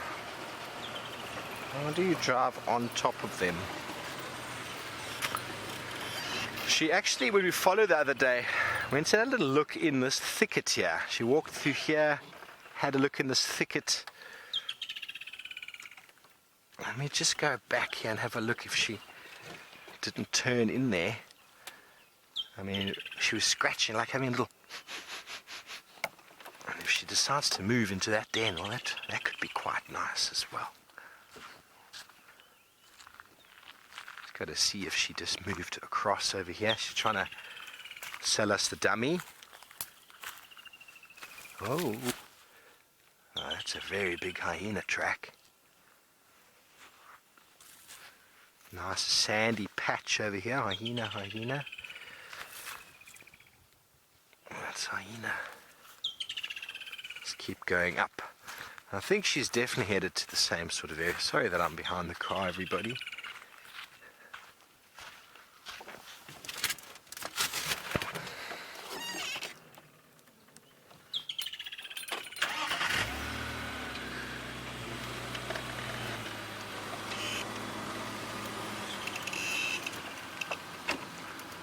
We're going to follow up on them now. Those elephants are having a drink. Why not? We can catch up with this lion shortly. Do you mind if I join, Orbs?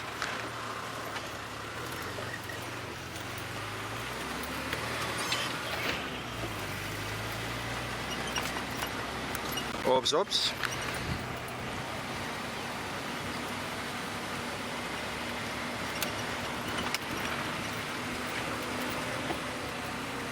Elephants at watering holes, there's something quite special about it.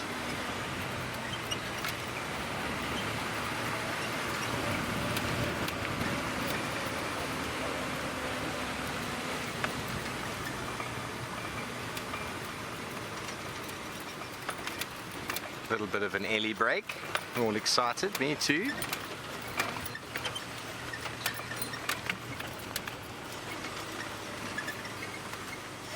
How's that, Darby? How wonderful indeed.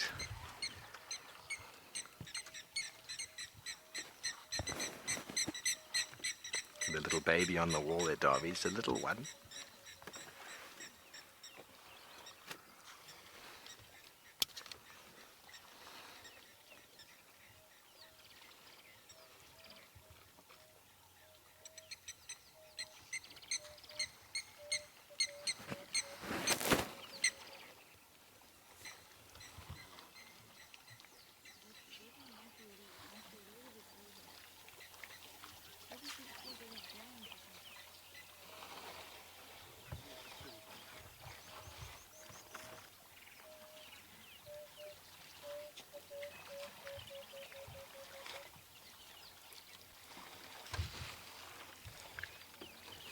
Ages since you've had elephants at this dam, eh?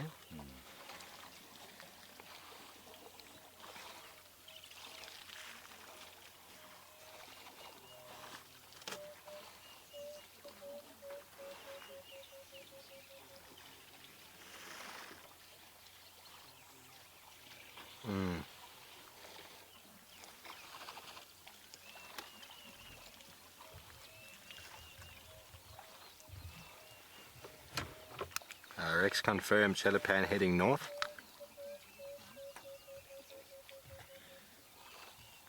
Grab it, thank you. Okay, Rexon's picked up on this tracks at Chelapan heading north.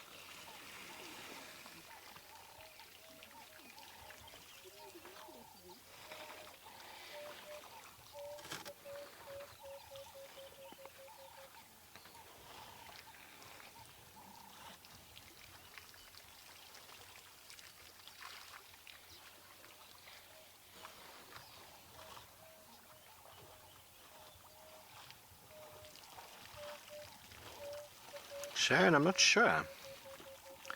I'm not sure what elephant had the twin. It's hard to say when you see all these Ellies together, if there is a twin indeed. I don't actually recall that. Do you remember that, Emma, Darby? Nope. I don't remember a twin.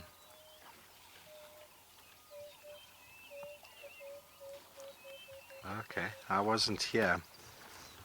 So that would have been James and Trish would have been here for that late November. I was away.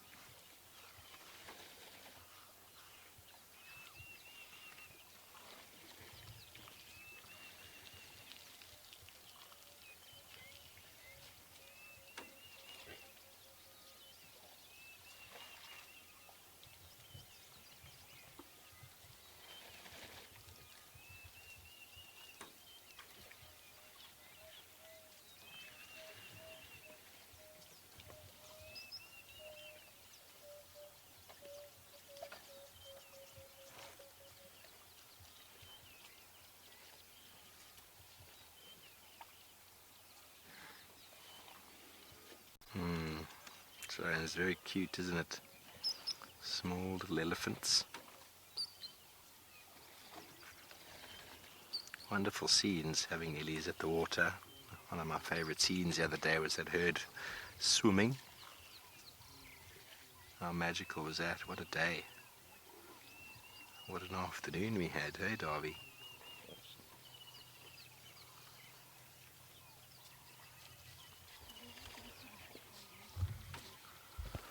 I have.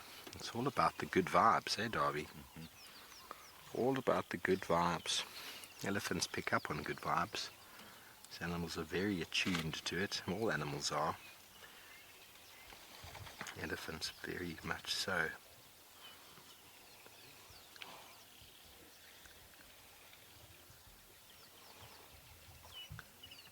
You know, I know a lot of people come to Africa for the big cats and the big animals, and there's no more entertaining animal than the elephant. They're always busy, and if you get a relaxed herd, you can get right in amongst them, and you can really enjoy your time with them.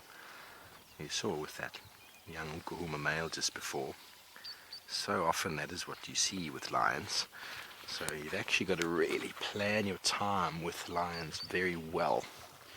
When I started guiding, Steph was actually a mentor of mine, and he used to go on his game drives in the afternoon, and the lions had been found in the morning, and he'd go and do his own thing in the mountain and get some elephants and some rhino and his own leopard and do some ants and do some trees, and then as the sun set off, you've had your lovely sundowner, he'd start making his way towards a lion pride, and then they would get up and do something crazy. And I learned that from him. I used to go there late, and we'd often have the lions getting up and making kills. Well, many of the other guides would go there at 3:30 in the afternoon, and well, you know what the lions are doing at that time.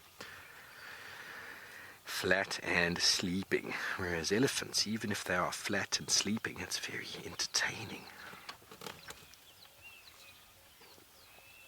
They are grazing now on the other side there, all that very nice sort of, almost like a wheatgrass it seems. I don't know what species of grass that is growing along the water's edge. I'll have to go and get a sample.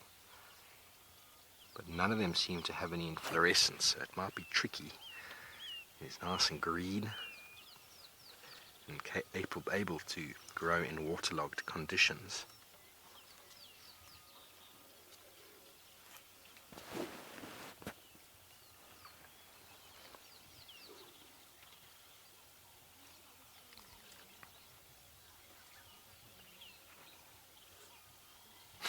At least a double story of elephants it is indeed. Just let me know if I need to reposition, Davy.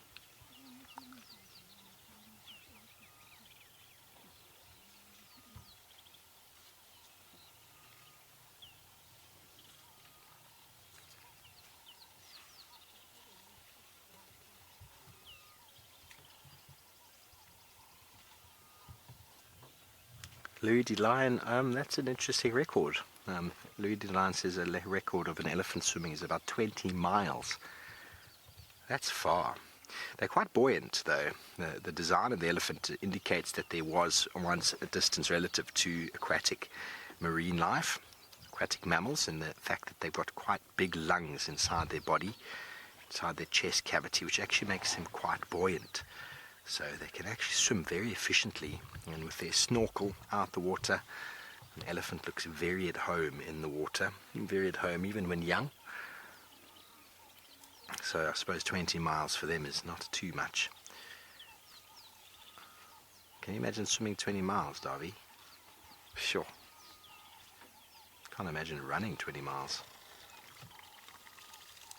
Walking even.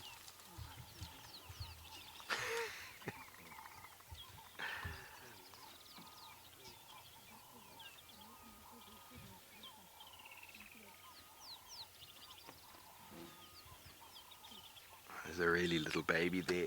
Okay, I'm going to have to move because there's a car in front of us here.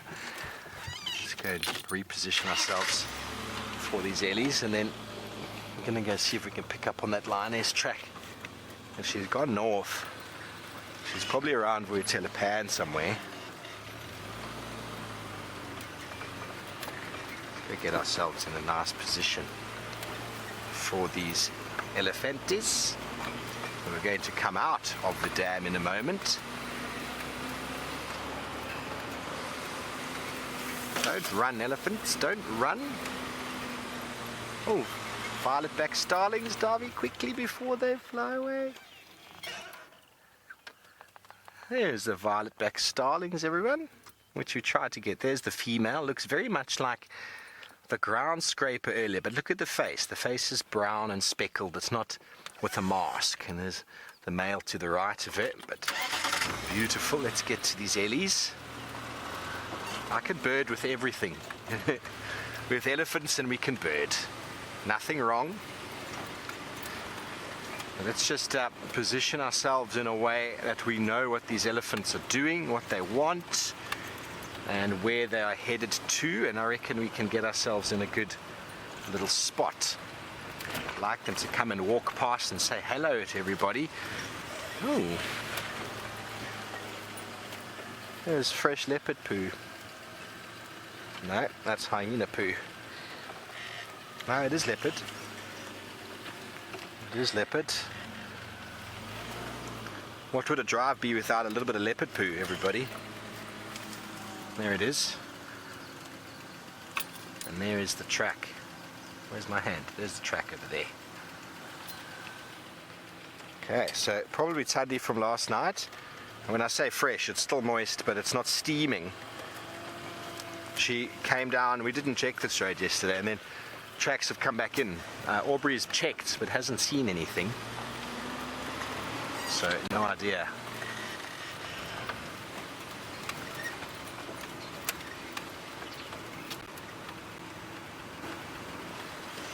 Oh, look at this little fellow. Okay, they're quite relaxed. They're quite relaxed, so we're going to be able to get in here next to them. Oh, hello, you little one. He's brand new. Look at that little thing. He's checking out a little bit of an elephant ear form on the ground. Trying to figure out what this attachment on the end of the face really is for. Oh, so unsteady on the legs.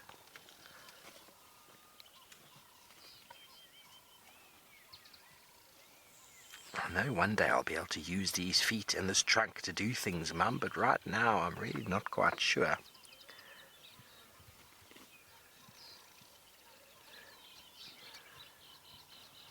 You kind of see it keeps putting its trunk in its mouth like a baby always puts its fingers in its mouth. Oh wow, look at it's actually grabbing the grass.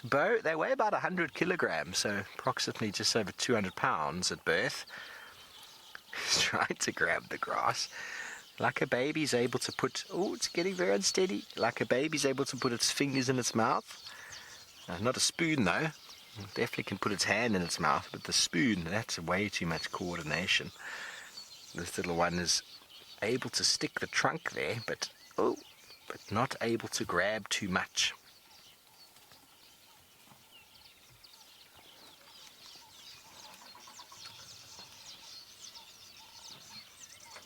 Very good. Well, seems like Lauren sorted out her issues with the vehicle. Let's go back over to her and the baby for the best.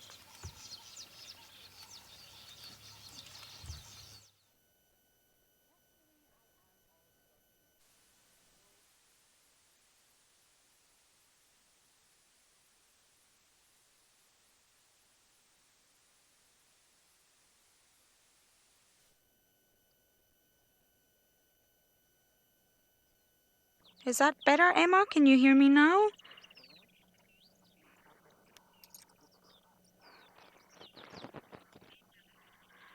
Ah, dearie me. We are here. We're out and about. Apologies about earlier. Our war with technology wages on. But thank you to Marcello. We're out and about again. And we just spotted our little wildebeest herd. And I just want to have a little look on the calves. I've not been able to do a count because they're actually quite far away. I can definitely see 3, I think. Oh, 4. I see 4. But unfortunately, it's a little bit tricky. Some of the other ones are way back in the thicket. But I am sure all 6 are there. Our resident wildebeests with their babas. I'm not sure if Emma knows this actually, because she's just returned, but we have 6, Emma, 6 wildebeest calves.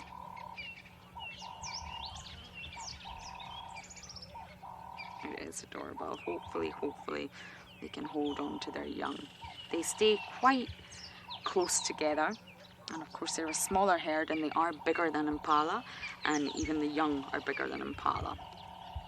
There's less confusion among this herd.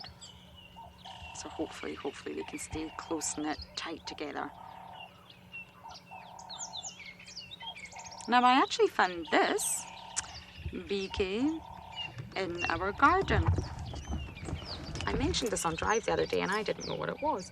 It is plum bagel. I'm going to try and keep it as still as possible, and there's lots of it around our camp. It's absolutely gorgeous.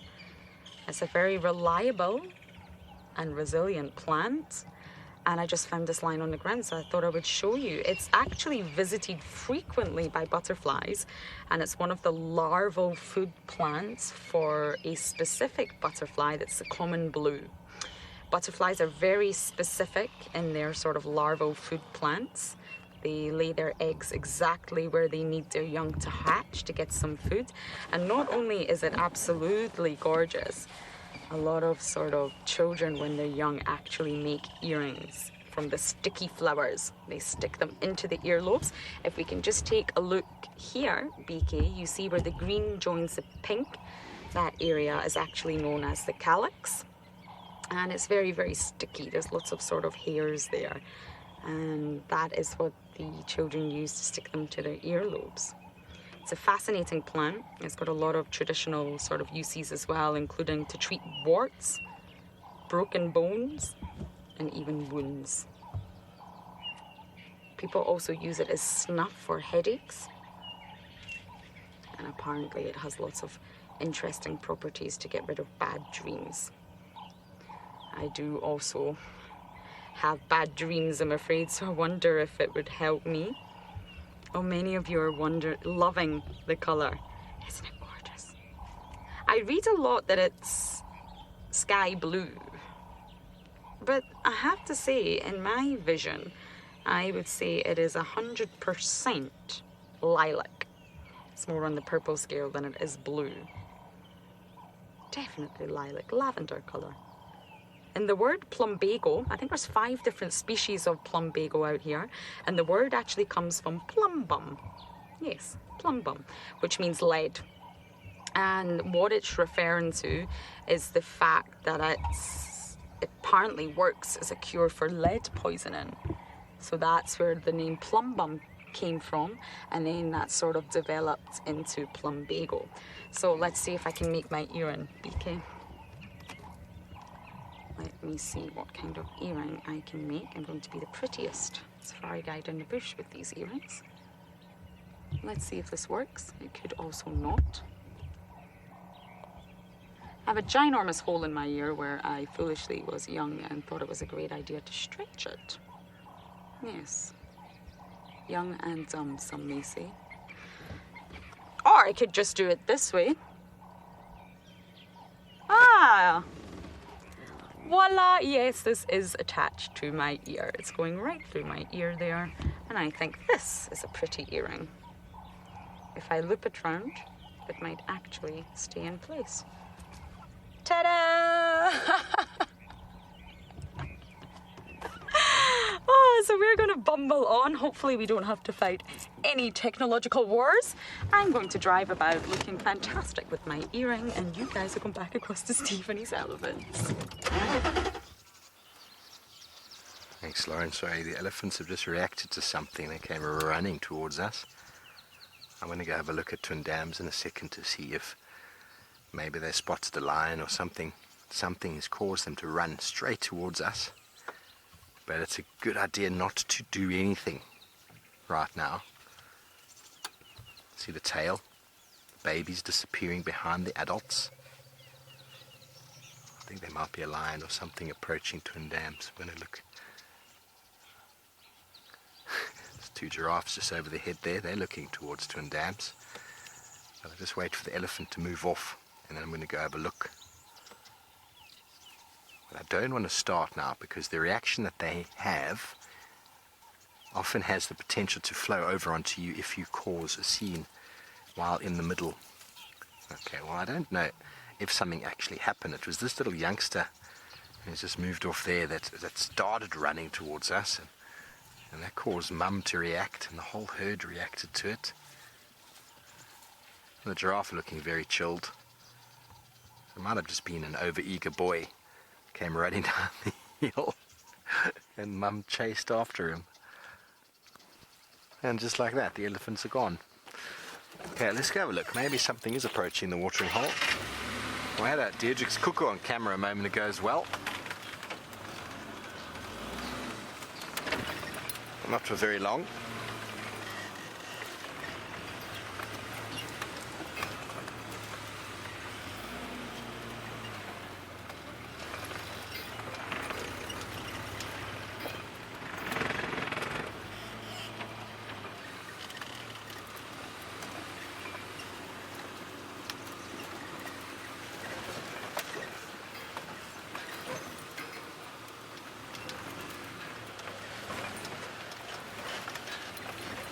Yes, Camo, elephants and giraffe in one sighting does kind of feel like the Mara, doesn't it? Okay, well let's go see if we can catch up on those tracks. The elephants have now gone. Just going to look here, if there's anything around. Doesn't seem like it so far.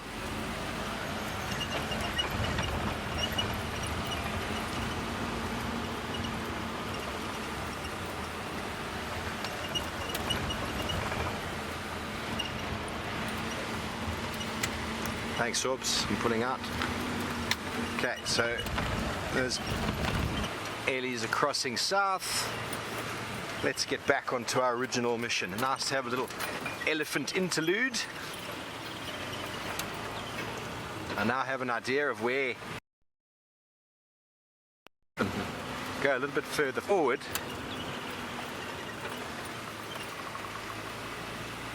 Lions will go for giraffe, most certainly. Lions will go for young elephant.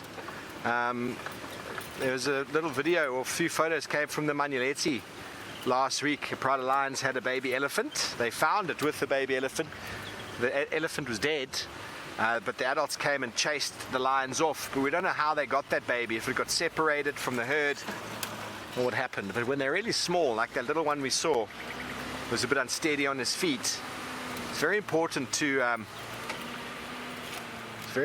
to keep the babies very close. Lions are opportunistic, and if they do catch a baby, they will eat it.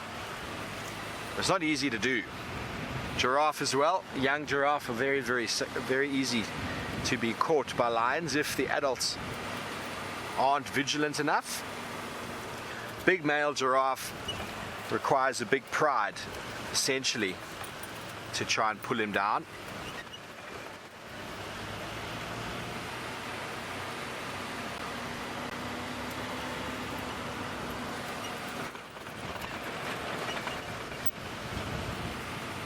Okay, so the tracks were around Chelapan heading north. That's where the previous den site was.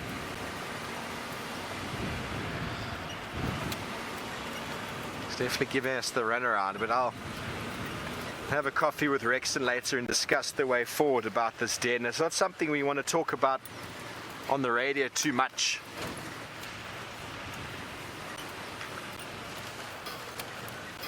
Much easier to control that way.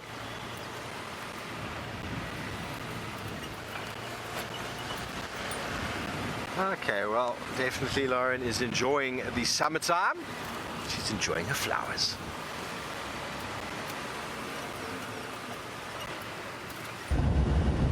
I'm enjoying my flowers very much. I just can't believe I haven't done this sooner. I may look ridiculous, but I don't really care. Many of you are asking about the eggs. Okay, here's the plan. Still the same situation. They haven't hatched. I, of course, will let you know as soon as they do. And what I'm going to do, yes, what I can do, we put them in a little container. I really hope us moving them from the jacket hasn't damaged them. I mean, it was a difficult situation. Let them hatch onto the jacket or try to at least save 90% of them by relocating them. We put them into a little container, and what I shall do is I can bring it on drive. It just, this afternoon, of course, it just needs to stay somewhere very safe, stable. And obviously these cars get put through their paces sometimes, but I'll at least bring it on the start of drive, or I'll do the opening segment from camp, which I've been doing a lot lately because I'm always there, and I'll show you the eggs. How does that sound? I really hope they do hatch. I hope it's something we can capture on camera. BK or Davi or someone, we can really zoom in and get a very good look at what's happening with these eggs. But for now, no updates, but I will bring them on the start of drive today in their little container for you all to see. How does that sound? Emma probably has no idea what I'm talking about, but a moth decided to lay all its eggs on my Kiwi jacket. Yes, and it was freezing that day and I refused to put the jacket on. I did not want to harm the eggs, but of course they hatch and the young, the larvae, will eat whatever they hatch onto. So my jacket is definitely not what you want them to hatch. So we relocated them and hope that we did it the right way, because we don't actually know what species. We've got a few ideas. A few of you made some really good suggestions, but I don't actually know which moth laid these eggs, I'm afraid. But my Kiwi jacket, as lovely as it is not ideal for a moth in any way, shape or form. Woo! Spiderweb.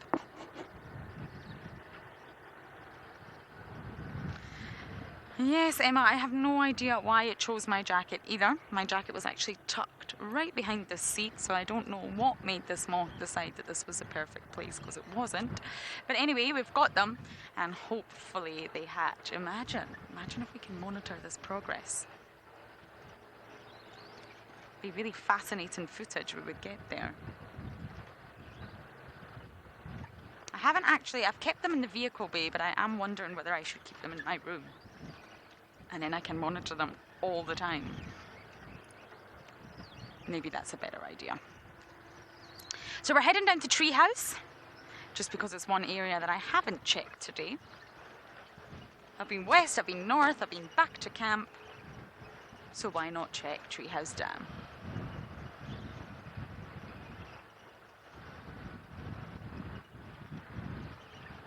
Hosanna used to love this dam. Had so many sightings of Hosanna at Treehouse Dam. But it's very rare for me to find any other leopard here.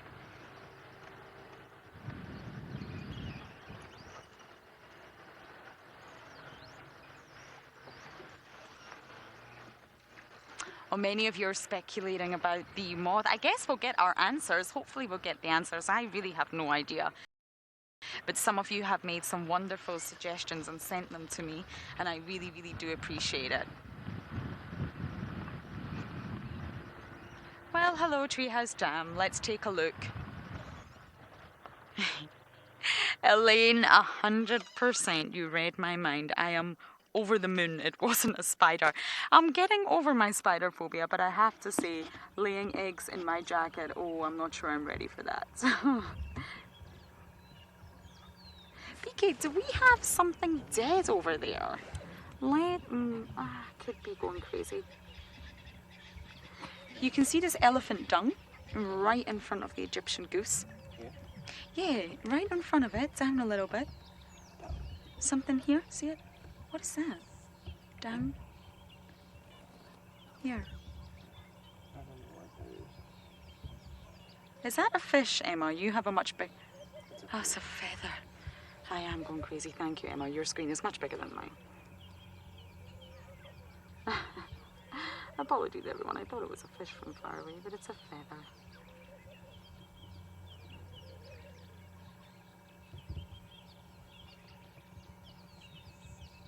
Oh, never mind. I'm just scanning around the dam with my binos. Never know what little critters might be here. It's always worth a look.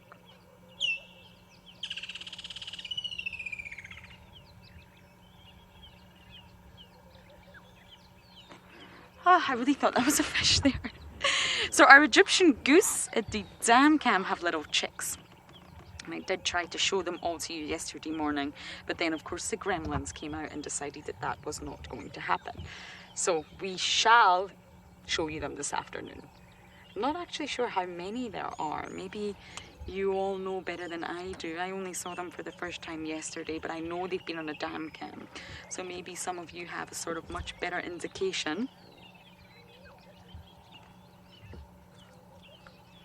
I think I saw about 5 or 6. But again, as soon as we went live, the gremlins were out in full force. Egyptian geese do not have the reputation for being the best parents.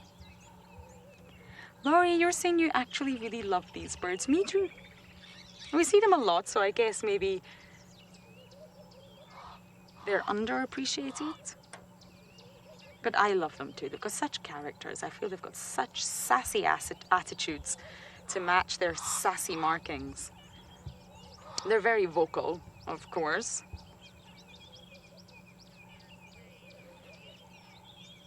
Oh, okay, so many of you are saying there are between 7 and 8 little goslings, little goslings, little Ryan goslings.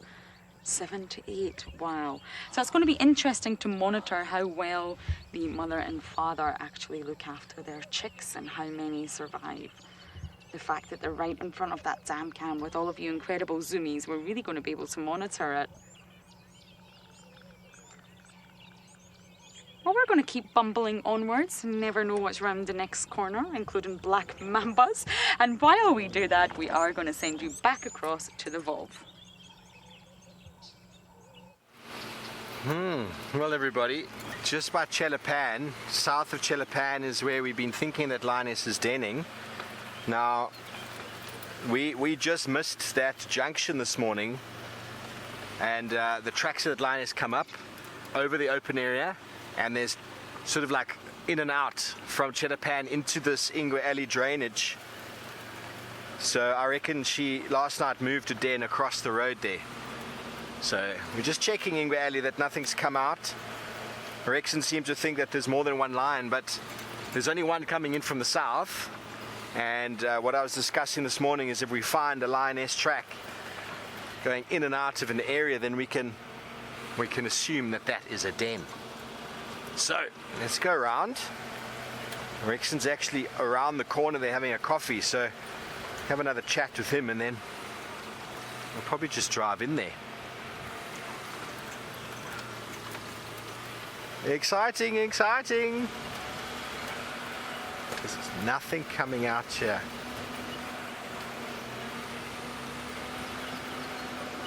Wild nature, I couldn't really tell you if there's a statistical difference between them. Both very similar. Lionesses and leopardesses will move their cubs, as discussed before, in relation to the smell and concealment factors. Either one has as equal a chance, I suppose, and obviously mum needs to be vigilant. I think one of the biggest issues with leopard and lion cubs is the availability of food, and if mum has to search very hard for food, there's a very good chance that there could be a starvation risk for those cubs if she's gone for too long. So if they find good food close by, there's a good chance the cubs will do better, but if they have to go long searching expeditions, there's far less chance of them surviving. Obviously a lioness hanging around with her cubs is a formidable adversary. Hyena will steer clear, but she will have to leave at some point. Same with the leopard. They will have to leave at some point, and so they have to rely on the cubs' concealment and ability to skulk away into the thickets.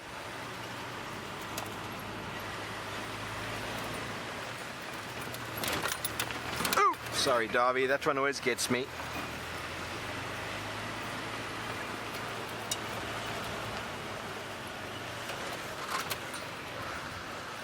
It is.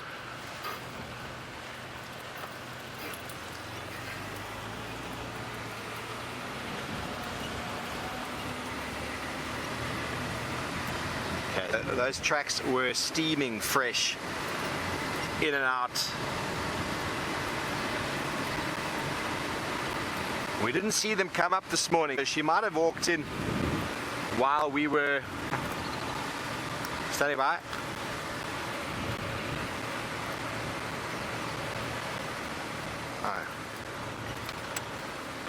Standing by. Sorry, Auntie Hannah, I didn't see any cub tracks. There were some leopard tracks around Twin Dams heading south. I think they were from last night, and then tracks headed in from Little Gowrie. Apparently, Aubrey was following up, but didn't manage to find anything. Yeah, I'm a fuzzy.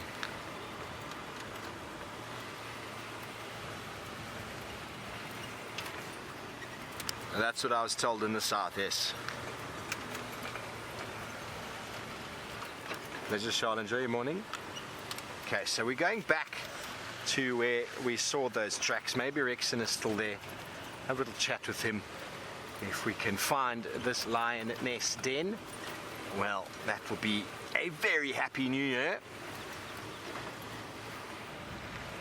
So I didn't see any cub tracks in those tracks. Rexon didn't, he would have noticed as well. So the mum's picking them up and carrying them. That is my opinion right now. Because we had the one coming in, then he said, oh, it looks like there's a few of them up and down. That is the alarm bells. A few of them up and down, but only one coming. Dun, dun, dun. So it could be a very interesting morning. We're going to be there shortly, and then I'll have a chat with Rex and see what we can do about it. And I'm probably just going to drive in. Very nice drainage. Once again, it's a drainage system. Lots of concealment. Okay, well, while we figure it out, let's send you back over to Lauren and see if she's managed to find any more butterflies.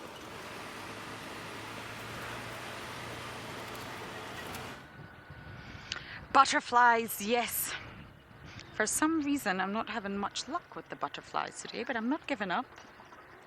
We've came to a little pan, a sort of spontaneous pan that fills up with the rains. And I just want to pop my nose in here and see if we can see any life happening around it. No, I'm not going to pop my nose in there. I'm going to go the other way. You'd be surprised what you can find once you just stop by a waterhole.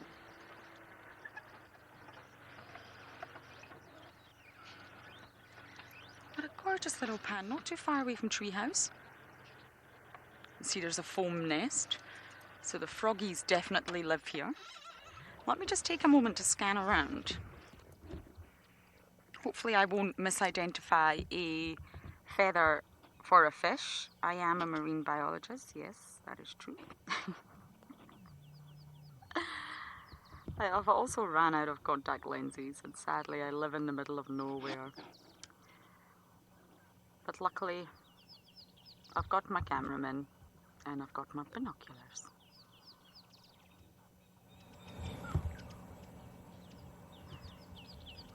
One of the things you learn in your training coming out here, your Fagasa training, your field guide training, which we all underwent, is about tranquility, believe it or not, and how important it is for you as a guide to ensure that your guests or the people that you are with feel tranquil when they're out here. There's something very, very magical about the bush. We all know that. That's why, well, you all watch, and that's why we all do what we do. Yes, we have the most incredible sightings, and sometimes it's very, very exciting, bumbling through the bush, get your heart rate up, but at the end of the day, there's also something very tranquil about being here. And the definition of tranquil is, of course, free from disturbance, i.e. calm. It's an adjective. And sometimes I forget. Sometimes I need to remind myself to come to a place like this, exactly where we are right now, with not really a point, not really any aim in mind, and just to remember to feel tranquil. Today's world is a busy world. Lots of pollution, not just in the form of sort of chemicals in the air, but also things like noise pollution, light pollution. I'm very sensitive to lights, I'm very sensitive to loud abrasive noises, as I'm sure many of you are. So sometimes it's just nice to come here, and I personally feel very tranquil around water. Water is my element.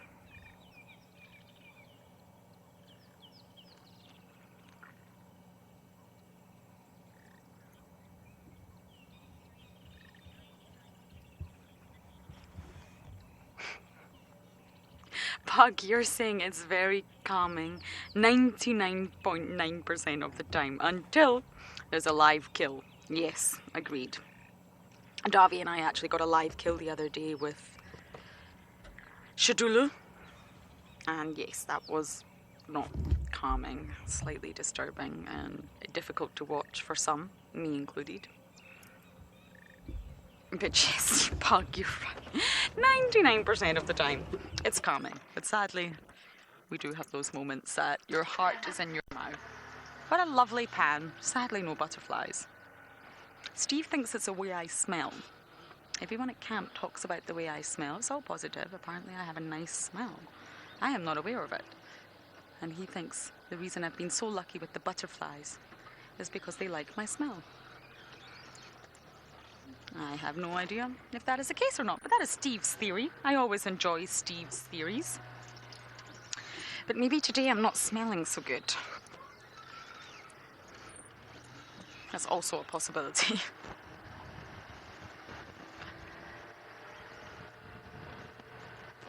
But I'm not going to give up. I'm determined to expand my list. Oh, Emma, you make a great point. Maybe the butterflies are intimidated by my flower. I forgot that was actually dangling from my ear. Very possibly.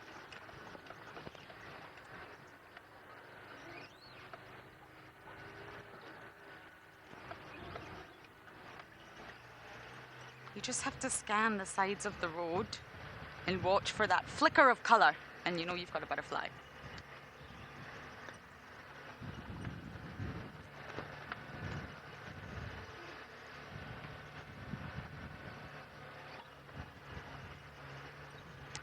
So I shall do my best for the remainder of the drive to get some butterflies on screen, but it looks like Steve is still on the search for a much bigger animal than a butterfly.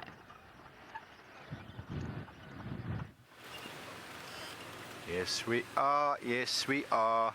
We are looking for the lion cubs. Now, Rexon is actually, without saying too much on the radio, he actually has been in here with the vehicle to try and check. And the lioness has gone in and out, in and out. And he's got this absolutely the same thought as me, that she's in here. But he said we probably won't be able to get an access, but doesn't know our vehicles, does he, Darby? Yes, he does know our vehicles. We've been in here before with old Hosanna.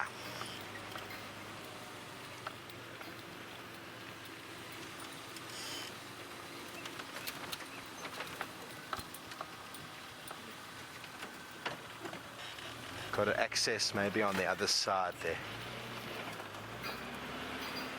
Somewhere in here there is a lioness with hopefully still 4 little ones, but it is very thick over here. We can actually get in from the river there as well, can't we? Let's give it one more chance over here. I think I can get access here.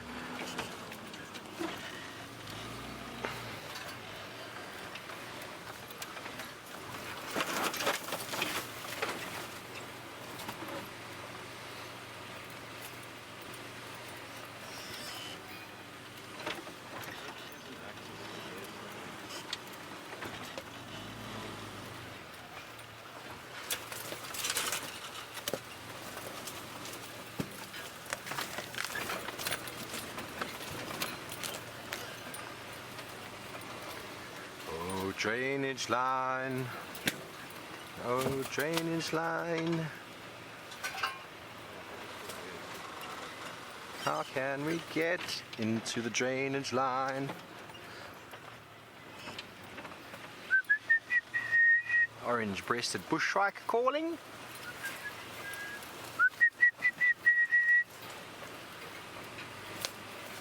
One of the colourful, beautiful birds.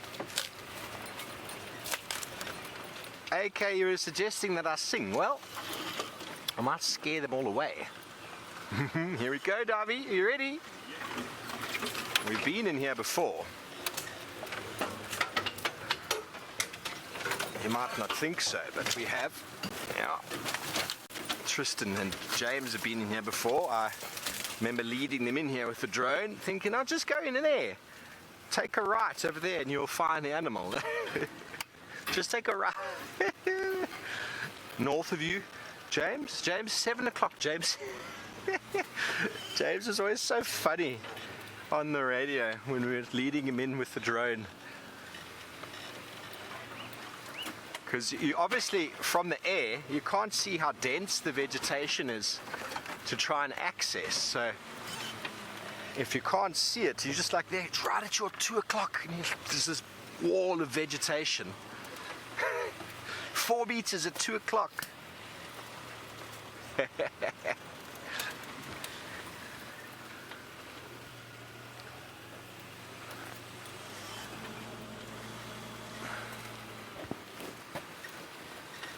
Yes, they were, Emma. Seb and I got pretty good at the drone.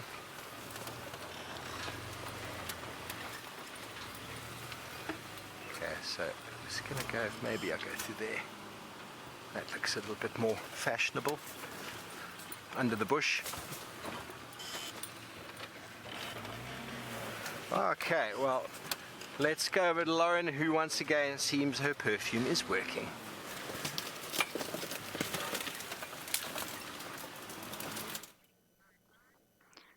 We have a butterfly. I'm not entirely. I thought at first it was the female African migrant,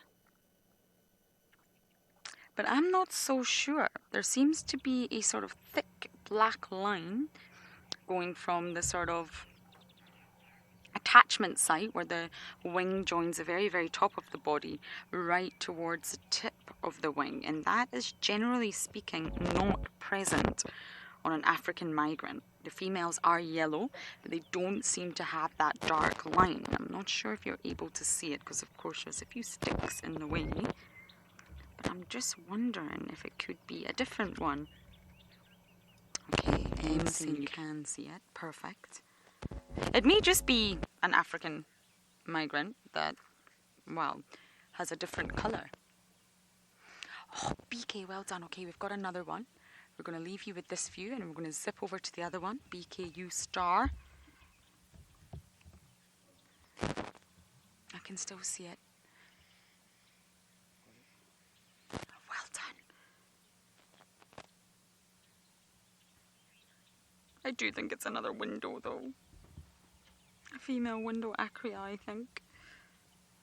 There's just so many of them. Yes, I think it is. So does anyone have any ideas about the yellow one? I mean, like I said, it could be the African migrant, but I've just never seen one with that thick sort of brown line. I'm going through my ID book. Let's try and go back to the yellow one, BK, if we can. It's still there. You can see it.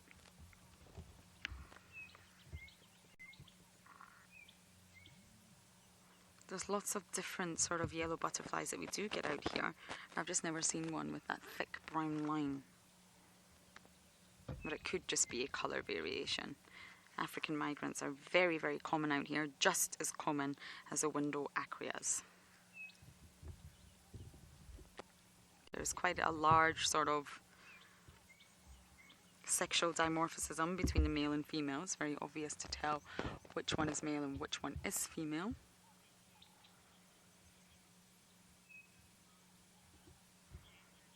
Oh my goodness, James Richard, you think it is a broad bordered grass something. Yellow. Oh, this one. BK, can we just take... I think you could be right, James. James, you're a star. Let's go to this very, very bottom left one. This is a broad bordered grass yellow. So it is yellow. You can see there's a difference between male and female. In BK, if you're able to just zoom out a little bit and get these four. Just this four here. The one on top is African migrant. You can see the male is green, or it has a green tinge. It can often look quite pale white, and you can see the female is yellow, so it's very obvious to tell the sex. And if you go underneath, you can see the broad bordered grass yellow. This one, I think it's this one. I think it could be the male. And it's obviously not got a thick brown line like this one does, but it does have a brown line going right to the end of the wings. I think you're right, James, and I am very happy to say that this is a new one for my list. Yay, we're on number 7. Thank you, James. I really wasn't sure.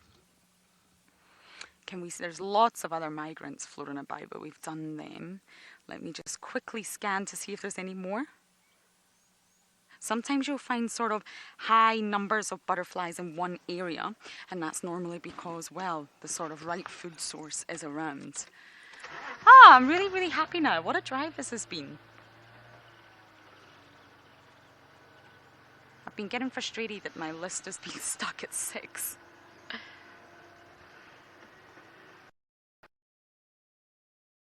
Oh, some of you are asking what my favorite butterfly is. That I've seen so far, the citrus swallowtail. It is absolutely magnificent, and we've got a lot around camp. But this little ID book that I have, it's actually Steph's. I stole it. Don't tell him.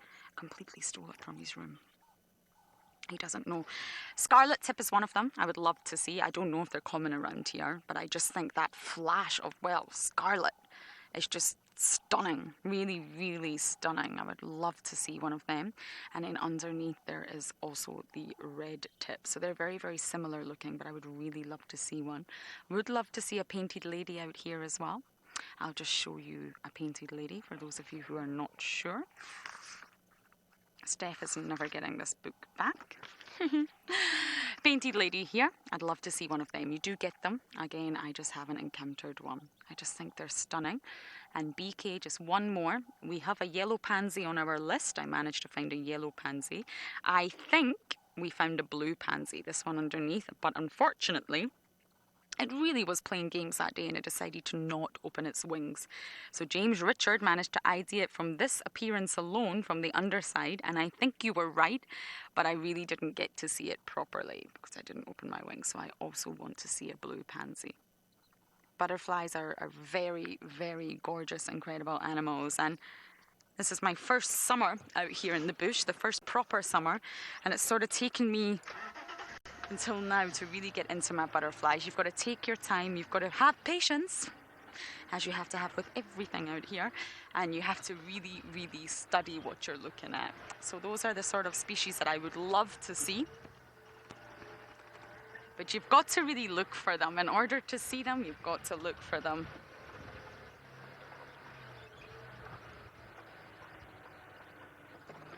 Mary, you are a new viewer. Welcome on board.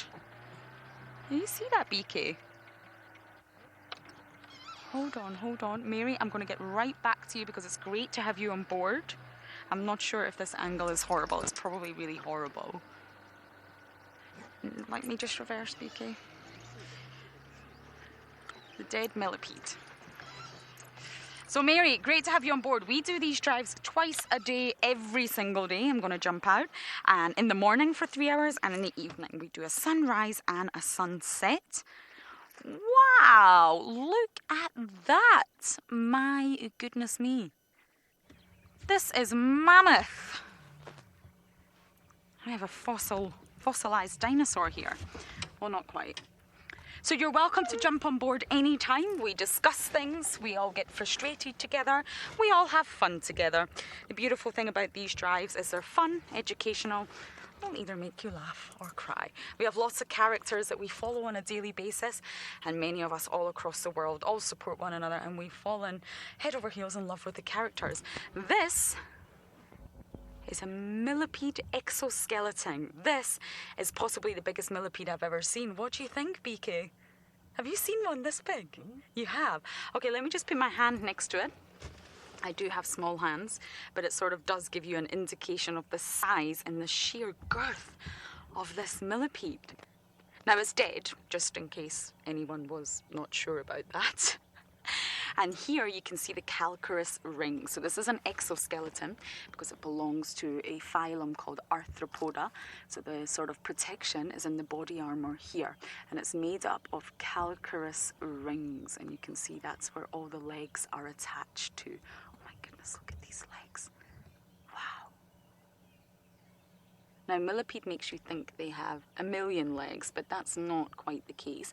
And let's take a look inside, BK. Are you able to get inside here? There we go. It literally is just a skeleton that's left. So we don't have exoskeletons as humans, as mammals. Our skeletons are on the inside. But of course, arthropods and lots of creatures in the ocean and on land, their skeleton is on the outside. Now, I'm going to break this apart. I'm going to use this one. Because normally what we find, they just break. The rings, look, the rings come apart. It's segmented body parts. And normally they will, this is a new death. This death has happened recently because it's still got colour. Very soon this will fade and turn pure white. So something has killed this millipede and decided to eat it. And of course they're not going to eat the calcareous skeleton. Isn't that absolutely incredible? Sorry, BK, were you looking at the gecko there? I did see a little gecko as well. But this just took my eye. Wow. I think I'm going to have to keep this and bring it back to camp. They grow to huge, huge lengths. Really amazing animal millipedes out here. You get very, very small ones as well. But of course, as soon as the rains arrived, the millipedes arrived in huge numbers. I just don't think I've seen one get this big. Very segmented body parts. These are all different segments. You're saying it's like a puzzle. Yes, very much like a puzzle. I don't know how I would ever put this together if I took it apart, but very much like a puzzle. And of course, the segmented body parts allow for 2 pairs of legs. And BK can maybe get a bit closer into the legs on each body segment. So they're jointed legs, you can see that. They have joints. They're not completely straight. They're also segmented. And there's actually 2 pairs on most of the body segments here. They're scientifically classed as diploda. And that means lots and lots and lots of legs. Diploda. Wow. Well, I'm going to keep this and take this back to camp for sure. Auntie Hannah, probably. Most likely when it's like this. I should probably check. Let's check, BK, if anything is inside of here other than sand. Many animals could climb inside. This will slowly break down. Any sort of calcareous skeleton eventually does break down. It will turn white and break down. But this has recently died and obviously very much still intact. But yes, absolutely anything could climb inside and utilise this for as long as it may. Oh, sorry, BK. Let's get rid of all this. Now, normally civets love millipedes. And when you sort of find a civet tree is, I think I'll throw these rings back, an area where all the civets use as a latrine, basically, where they do the toilet to mark their territory. And you will see lots and lots of rings in their poop. And it's a very, very easy way to identify civet poo or a civet tree, because you can see all the millipede rings. They're white, calcareous, and of course millipedes are eaten by civets, and that's a great way to identify civet scat.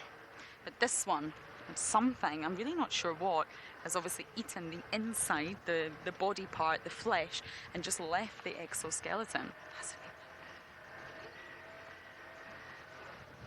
What a very diverse drive.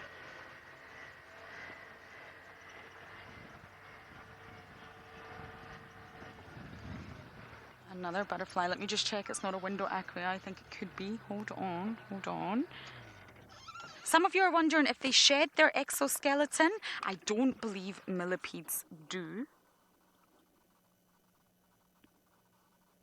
I think it is a window. Shall we just put it on really, really briefly, BK? Can you just see it just here? Yeah, that's definitely a window. We've actually got a male and female here, I think. That'd be nice to show you. You're now looking at the female, and then I think we've got a male here, just a little bit forward, BK, just in front of us. You'll see the other one. There we go. Yeah, another window aquia.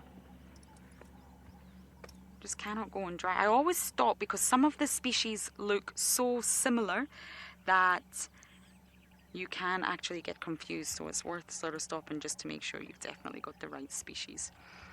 Ah, fascinating. It looks like I've taken up a lot of your time there. So let's go back across to Steve and see how his search is going.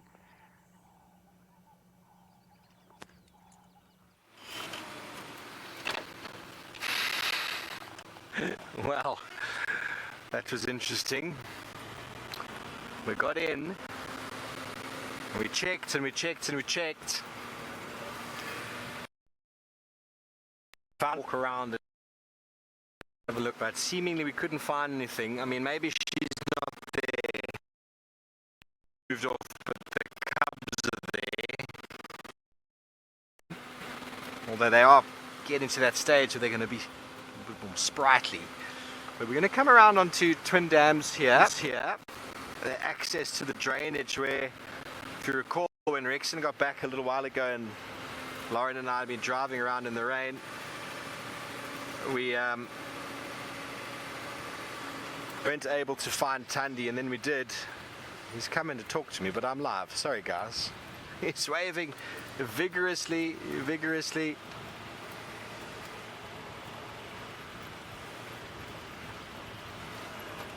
You probably got the lioness. It's just we could pop our head in over here because this is where Rex and I had Tandy. There's a little bit of an access here. You can't go too far, but we pretty much got all the way down from the other side.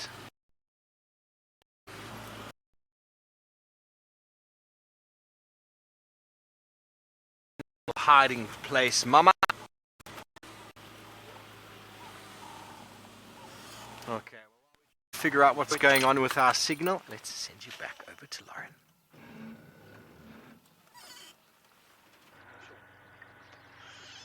We're just discussing a tortoise, sorry. You caught us in the middle of discussing a tortoise. So just to finish what I was saying earlier, is it dead or alive? Let's take a closer look. Millipedes do shed their exoskeleton, sorry, and it normally happens under the soil. Hello, scaredy cat. You're doing a very good job at playing dead, but I can see you. This is Speaks hinged tortoise. I hope it's okay. You know, I'm going to get a little bit closer. Don't worry, this will not cause any harm to the animal. Of course, you're never supposed to give tortoises frights because they do contain a bursa sac full of water, and it's almost like an emergency stash of water where, in case they get dehydrated, they can... Oh no, it's not alive. Oh, I didn't think so. Oh, I'm sorry, tortoise. Oh, everyone. This is sad. Let me bring it. So yes, a bursa sac they can use to sort of recover from dehydration. And of course, they can also use it to dampen the soil when the females need to lay their eggs. Okay. I knew there was something wrong about this tortoise. They're not normally that inactive. You can see here. Can you get a good look inside, BK? It's definitely not alive, I'm afraid. But the skeleton... Oops, sorry. The skeleton is still there. Do you see that? Shame. I'm just going to turn it around and show you what's most likely the cause of death. Something has opened it from here. Something smashed into it. Could be a bird and eaten the body from the inside out. You can still see its little legs are here. So from a distance, I did actually think it was alive. Don't worry, I've got hand sanitizer with me. And look at this. You can see its little leg and the sharp, sharp claws. Oh, sorry everyone, I didn't realise it was dead from a distance, Beaky, and I absolutely thought this tortoise was alive. But something has feasted on it and left the rest to rot. So we, of course, are going to throw this away, but it's very much a Speaks hinged. You can see this is the reason it's called a Speaks hinged. Completely different shape from the leopard tortoises we get out there. Nicely spotted BK, but sadly, not what we want. Yes, indigo girl, absolutely. Most likely a bird, I guess, because what's happened is this been cracked open from the top. So it could have been a bigger reptile, but I would go with bird. It's been cracked open from the top and eaten from the top in, removed the inside and then sort of left the skull and the legs. So it's taken all the internal body parts. Now remember, the shell, when you're looking at a tortoise, is the rib cage. It is their exoskeleton. We've just been talking about exoskeletons. So it's left the shell, of course, and it's gone straight for the internal body parts. So I think most likely a big bird came down, smashed open the shell and ate whatever is inside. We've got a big birdie up here. I don't think I've spoke about any birds today. You get it from here, BK? Don't know who it is yet. I'm going to need my binos for that. Let's see. Oh, that tortoise was very smelly.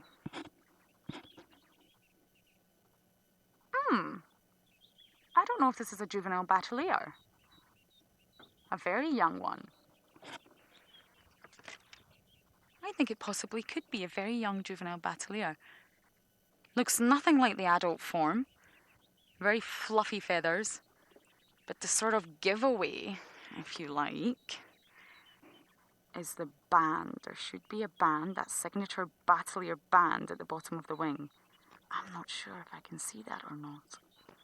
It's got a bright yellow eye. It's definitely a juvenile.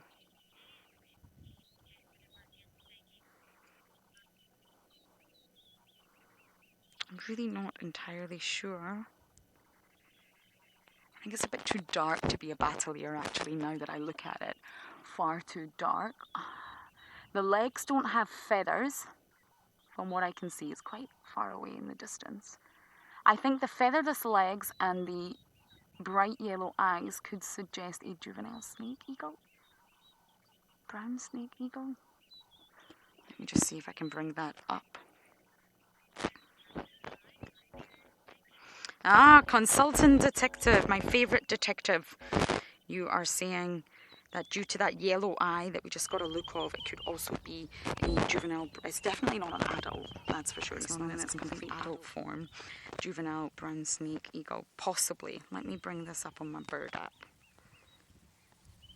because they very often have pictures of the juvenile.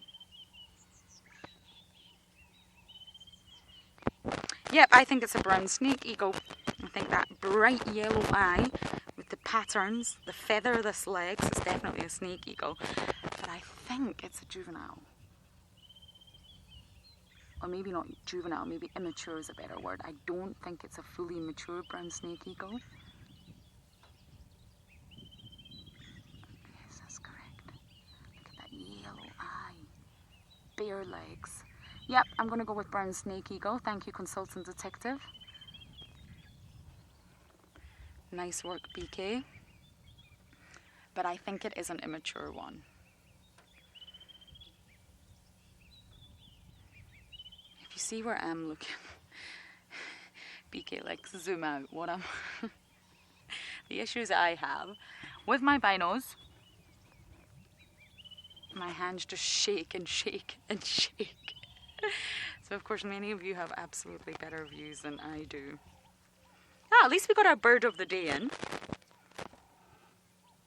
I often feel guilty if I do a whole drive and there's been no birding whatsoever. Steve went on a birding bonanza yesterday.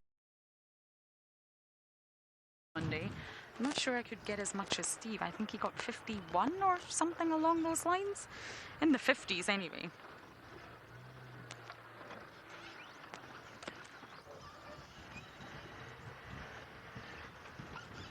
He did very, very well. Still no news on Sazeka, I'm afraid. I think she went deep into the west. This is the west here. We're on Triple M. Oh, I just hope that she comes back so I can get to meet her.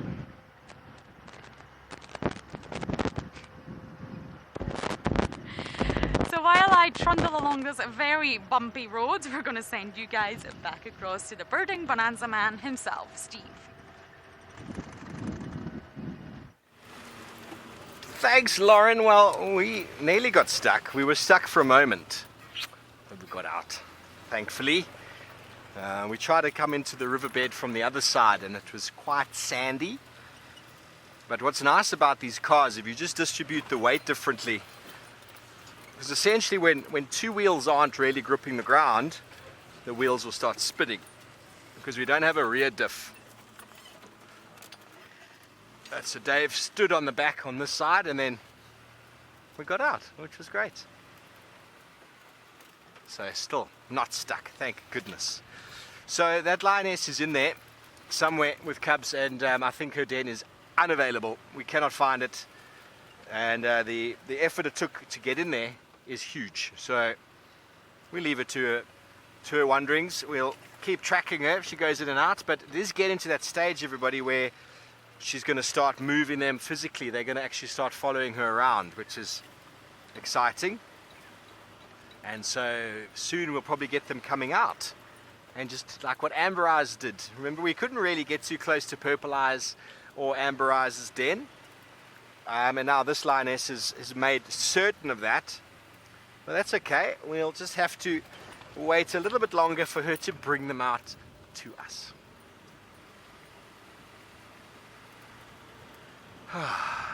Lovely day. Can definitely feel the tummy is starting to crave some breakfast. Nature girl, you want to know my number one goal for... I want to see an African finfoot this year. I'm going to see an African finfoot. Maybe even... excuse me. Maybe even go up to Zambia and see myself a shoebill.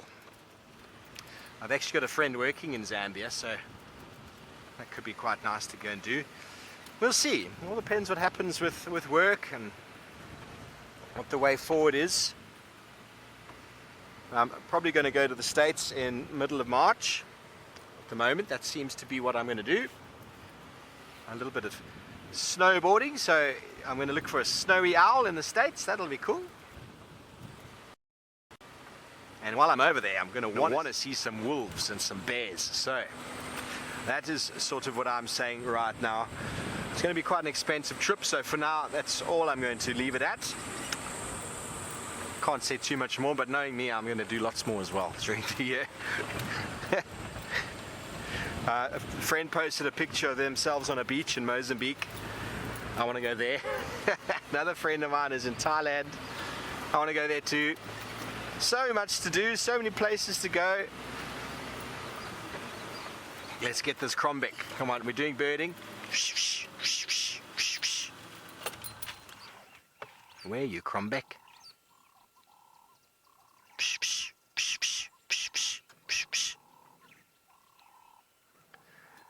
It is a very intriguing bird. You can apparently see it in Nelspruit at the Botanical Gardens. You can go to the weir there, one of the pathways in it, to the Mbombela Botanical Gardens in Nelspruit. You can see it. I've only been once. I haven't seen it, so maybe I'll go. I've got a few days in January after the 16th. Might go down to Nelspruit, go check the Botanical Gardens out again. There's some interesting birds there. They've got a whole sort of low-felt botanical garden, so you get some really special low-felt birds there.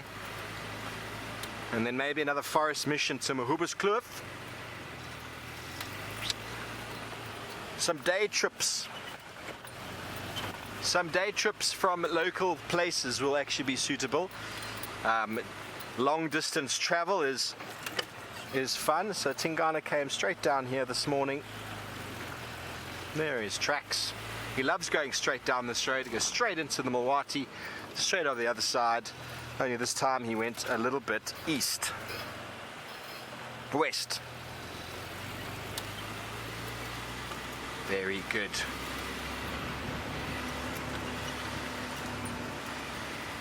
Chris Sosa, I would love to pop into California. We'll see how it goes. If I go, I'm probably going to go for a minimum a month, maybe 6 weeks. because going for anything less than 3 weeks I think it's just too short for the distance. It's going to take me 5 days just to pull my head out of wherever it might be. Well everybody, I hope you've enjoyed this morning. It's been a relatively quiet morning my end, but it's been wonderful to be out nonetheless, and the lioness is back. We know her cubs are somewhere safe in the drainage. The amounts of chips indicate that there's probably still 4, but we don't know until we see them. But we'll see you this afternoon from the Christmas crew and Emma Open Shore. We do appreciate your questions and comments. Till later, good day and goodbye. See you then.